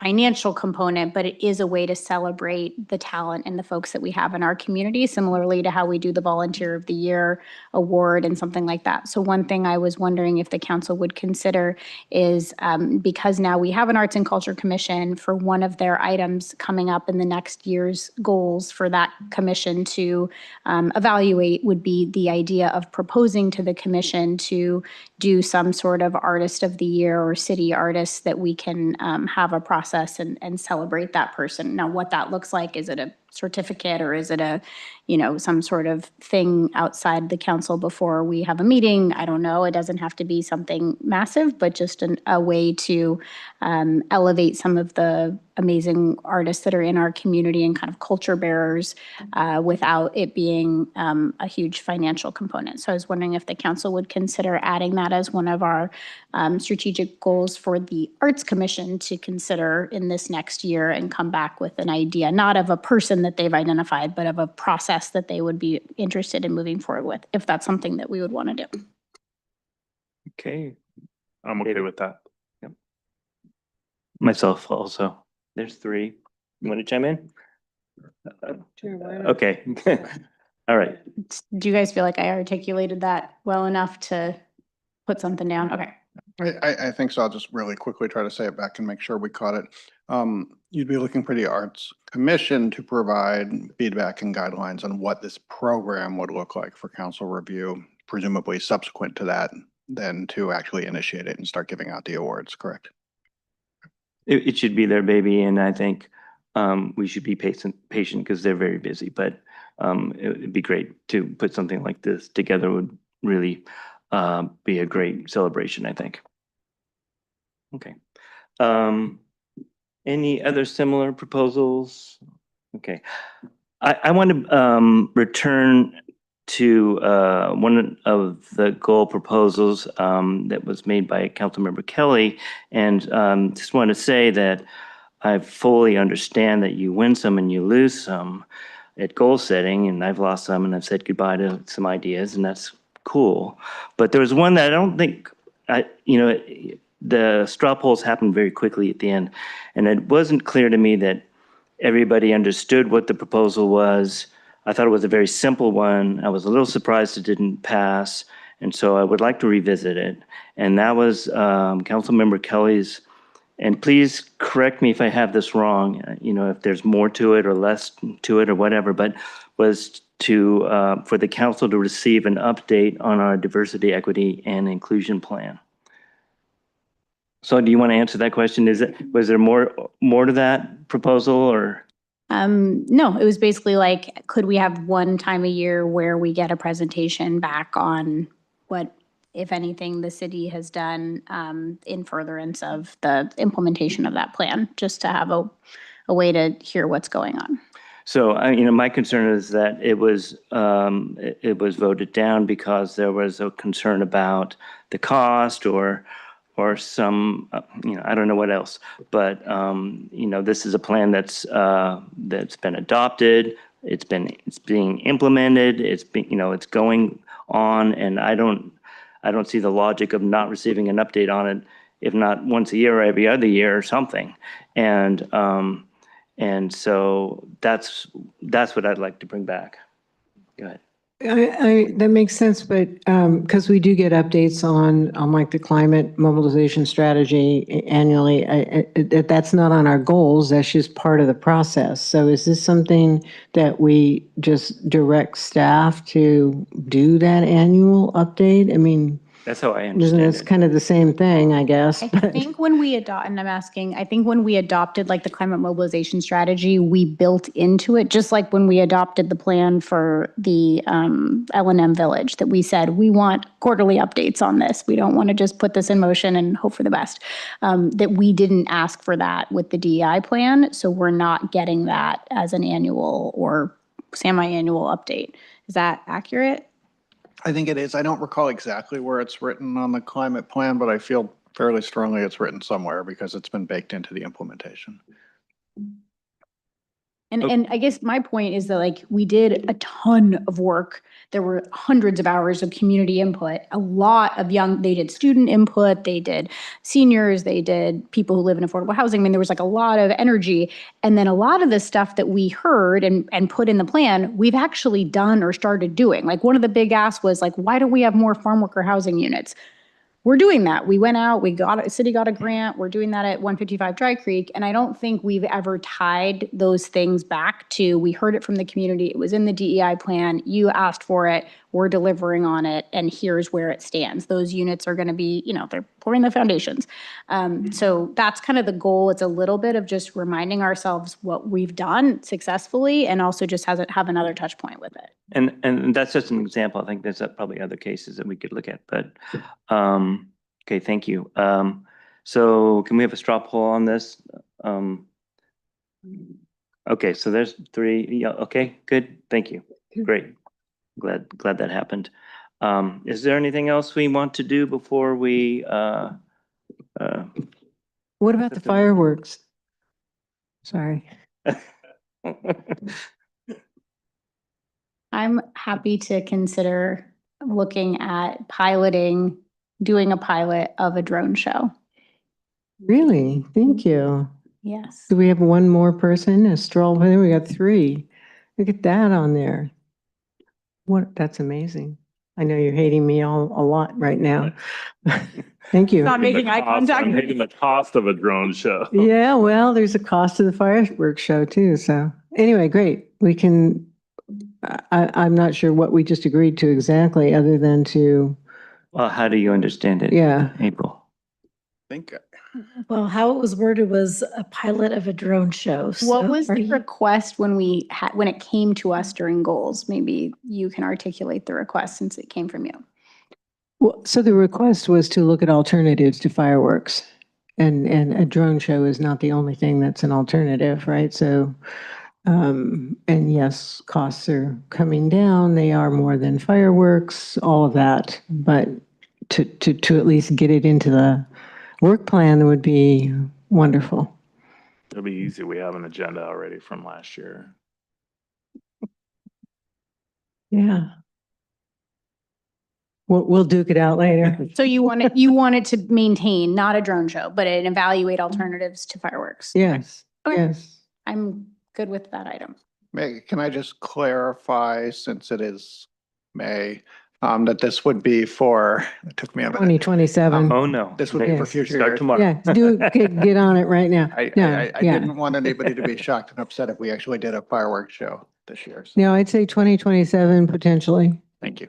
or eventually, even later maybe, but someday. Okay. Is there anything else from any, Vice Mayor? Yeah, I'm sitting here tonight and we went through the whole process of goal planning. We had individual meetings. We had a procedure. We spent the whole day talking about it. And I just hope that going forward that we could take our wins and losses at goal setting to keep the process in place. I just think that we've already now expanded to 2 items that we discussed during the day. And what was the point of the day? If we are just going to kind of throw those out and then keep coming back. So I just want us to be more aware going forward that, we put our best shot forward at goal setting. And if we need to rally community, we do it then. And we keep the process going because I think it's a very good process. It's not like we just sat there for the day. I mean, this was a pre-interview process. We've had a year, we know it's coming, to think about what goals we wanted to work in, to get our constituents together. And I just hope that going forward, we can respect the process. It's a good point. I would just remind you that in a lot of cases, not every case, and it's a little erratic, that we didn't spend much time on some of the discussion. And so that the DEI update is a good example of that. And there's probably a lot of other ones. So, to unearth a couple and make sure that, we're committed one way or the other, I think is okay. But, but goal setting is somewhat imperfect. It's a big chunk for one afternoon. And sometimes we hurry through some stuff. That's what I've noticed. I just think that we can always come back with something we'd like a second shot at. And might I point out that all 5 of us just did that this evening too. So we did, the spirit of what you said, I agree with. And yet, Yeah. I'm waiting till next year's goal set. So, okay. So if it's okay, I would like to make a motion that we approve the city council goals for fiscal year 26-27 with the addition of identifying a location for sand volleyball course. What was yours? But for the actual Review alternatives to fireworks. review alternatives to a fireworks show, but not for 26. And an annual have an DEI update on report, the DEI plan. an annual update on the DEI plan. And the art. And ask the Arts and Culture Commission to, what was it? Establish an annual award celebration. Establish an annual awards. Yeah.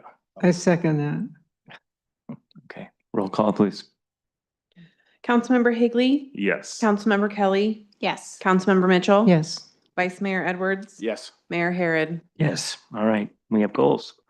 Great, thank you, everybody. All right, moving on to appointments of the City Selection Committee and Mayors and Council Members Association Board of Directors, City Clerk Rena Allen. Good evening, Mayor, members of council. I do not have a presentation for you this evening. The recommended action is to review the letter of interest received and direct the mayor or his alternate on how to vote at the upcoming city selection committee meeting taking place next week, May 14th, and authorize the mayor or his alternate to vote on any late nominations or recommendations that may be received at that meeting. I'm happy to answer any questions. Okay, thank you. Do we have any questions? I have serious reservation. Does somebody want to make a motion? Yeah, I'll just say that I volunteered to do this position. I know it's been, we've struggled, they've had a couple vacancies, and I looked at when they meet and what the meeting structure is, and I think I can add value to the process, and it's a very, they don't meet every day. I'll just put it that way. In fact, Well, they meet thank you for somewhat stepping seldom. up. Yeah. Thank you very much. Yeah, do we have any public comment on this item? Seeing none?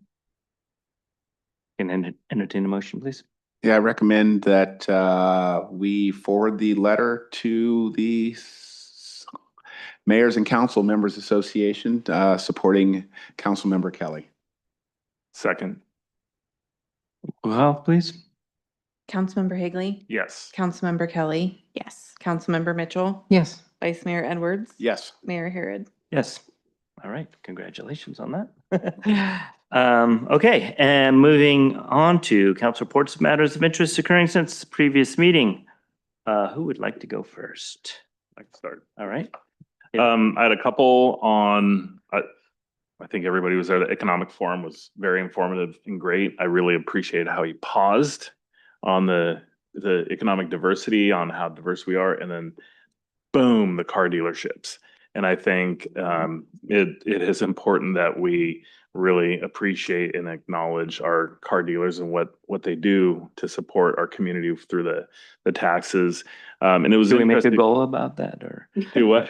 I'm joking, but you're right. Yeah. But it was interesting, talking to one of the car dealers. I was at the high school baseball game, and he was saying that it's like 10, 15 years ago, there was some partnership with the chamber for all the car dealerships to kind of help promote buying a vehicle in Healdsburg. And so I think, as the chamber comes back online and gets up to speed, that's something that would be good for them, not for goal setting, but for them at some point. But it was just interesting to hear that there was kind of this, let's work together and promote.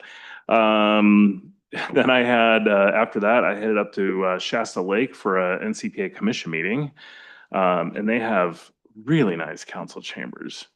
I took the picture of the city manager and I looked, I'm like, yeah, I'm very happy with ours. And then on the 28th, I had coffee with Jessie. I forgot her last name, but she was here. She'd applied for the SMART, the Community Advisory Commission. So I had coffee with her and got some really good feedback. I think it's important, well, it's important to kind of race through and get votes. I think it is important for the public to understand why we're voting a certain way. And I think we've had a couple instances where we're very quick to get through a vote, but we're not really explaining clearly why we're voting a certain way, which I think would help the community understand better. They may still completely disagree with how I came to my conclusion, but at least they understand, well, he took those steps to get there and I still disagree with him or whatever. But it was a really good conversation and good to get that feedback. And then on May 1st, I went to the Goodbye to Talia little get together. And before that, I was a little late for the Leora ribbon cutting at well, it's now Leora. The 27. 27, but yeah. No, the 27 North, and before that it was. It used to be Hotel Lamar. Yeah. Aronda's Yeah, and I think it was really great because all the executives were there, and it was great to have conversations about, different things with coordinating people that need to go to different wineries and how are you, doing that kind of in line with kind of our goals that we have with the city. And it was just great conversation, a lot of really good people there. And that's it for my report. you want to go first? Yeah. So yes, the economic forum was really well done and really appreciated the city staff that put that on, right? And Robert Eiler is always always an interesting person to listen to. He's so smart. And Focus on Healdsburg was great. I also attended on this homeless coordination meeting that I'm part of this group with other council members of other cities, and Nolan Sullivan and Chris Corsi just sort of sit around the room and talk about what we can do to try to help the situation. And unfortunately, it's always sort of the same conversation. We don't have enough money to do it, to do these things. So it's always good to be part of that, though. And then the other thing was I was at Passport Weekend, and I went to on Saturday, not both days, but besides being fun, it was really well attended. And a lot of the wineries were running out of food because they were basing their food based on the last several years because the attendance had been way down. So attendance was way up this year, which I think is a good sign for our city and the wineries and ag and all of that. So hopefully that will continue anyway. Yeah. Cool. Councilmember Kelly. Sure. So I attended one of the open house sessions at Badger Park for Magical Bridge. There was a great turnout, lots of interest from a really broad cross-section of the community for their community outreach and kind of asking folks which design elements they were interested in last week. And then I was able to see how the Foley Pavilion came to life for the hosting of the Healdsburg Jazz event on Friday night. They did their annual auction and gave an award to Courtney Foley and brought up one of the a student who was involved with Healdsburg Jazz when he was at Healdsburg High, and he has now gone on to become the band director or maybe jazz band director at Annalee High School. And he's a young person, but came up through our schools and basically found his love for music and becoming a musician because of Healdsburg Jazz and the work that they do in the schools here, which I thought was really cool to see. And yeah, those are kind of my two things. Okay, Vice Mayor. Yeah, I spent a lot of time with you, Mr. Mayor. We were at a lot of events together, the Economic Forum. I'll just say me too when it's my turn. Go ahead. Yeah, the Multicultural Center, to go up and see the presentation of the colors and the artists, and Jake Messingley was there to see his presentation. Also did the Magical Bridge, but what really stood out to me was When the Time Comes presentation at the Senior Center. There were over 100 people that were in the room for that. The sign up for the workshop sessions were filled. It just shows that this really was a program that our community really wanted and is participating in, and I think it's going to be a real asset to our aging community. It's really just a good way. It was put out that, when a woman is pregnant, you've got lots of people you can talk to figure out what's going to happen, but when it comes time to the end, we don't plan so much. So we're all going to have to do it, and it's just a good that our community senior center can assist our residents in that. All right, me too, but I'm going to elaborate a little bit. Agree about the economic forum. That was really a great thing to do. I would informally propose that we maybe do it every other year. I think we'd stand to have a revisit from Dr. Eiler or similar. I think everybody felt the same way, and I think if we can make an effort to record it, that would be welcome also. I did go to the Arts and Culture Commission to report out because Councilmember Kelly could not, so I was happy to do that. But it didn't stay long. I raced off to Linus Lancaster's art opening at the Harmon House, where his students had a very cool display of different clay work that they'd done with different soils around the area. It was very earth-centered art exhibit, and it was really fun to learn about that and what he and his kids are doing, and great conversations with people who were there for that. I also went to the multicultural meeting to discuss the colors and the placement of different artistic elements, and it's going to be mind-blowing when it's done, and it's really great just to get to meet some of the people who are in their community advisory group, and I'm not sure what they're calling themselves, but they've been working together on this, and this was sort of the culmination of this piece. And so it was fun to tap in there and see what was going on with that whole process. It really is great. When the time comes, I don't know if I can add anything to that, Vice Mayor Edwards. It really was astounding, and the turnout, the interest, the presentation, and it's something that Healdsburg can really be proud of. I went to two of the three Magical Bridge events, and there again, also very inspiring and great feedback from the community. Really happy to see that moving along. They're doing a big final push for fundraising.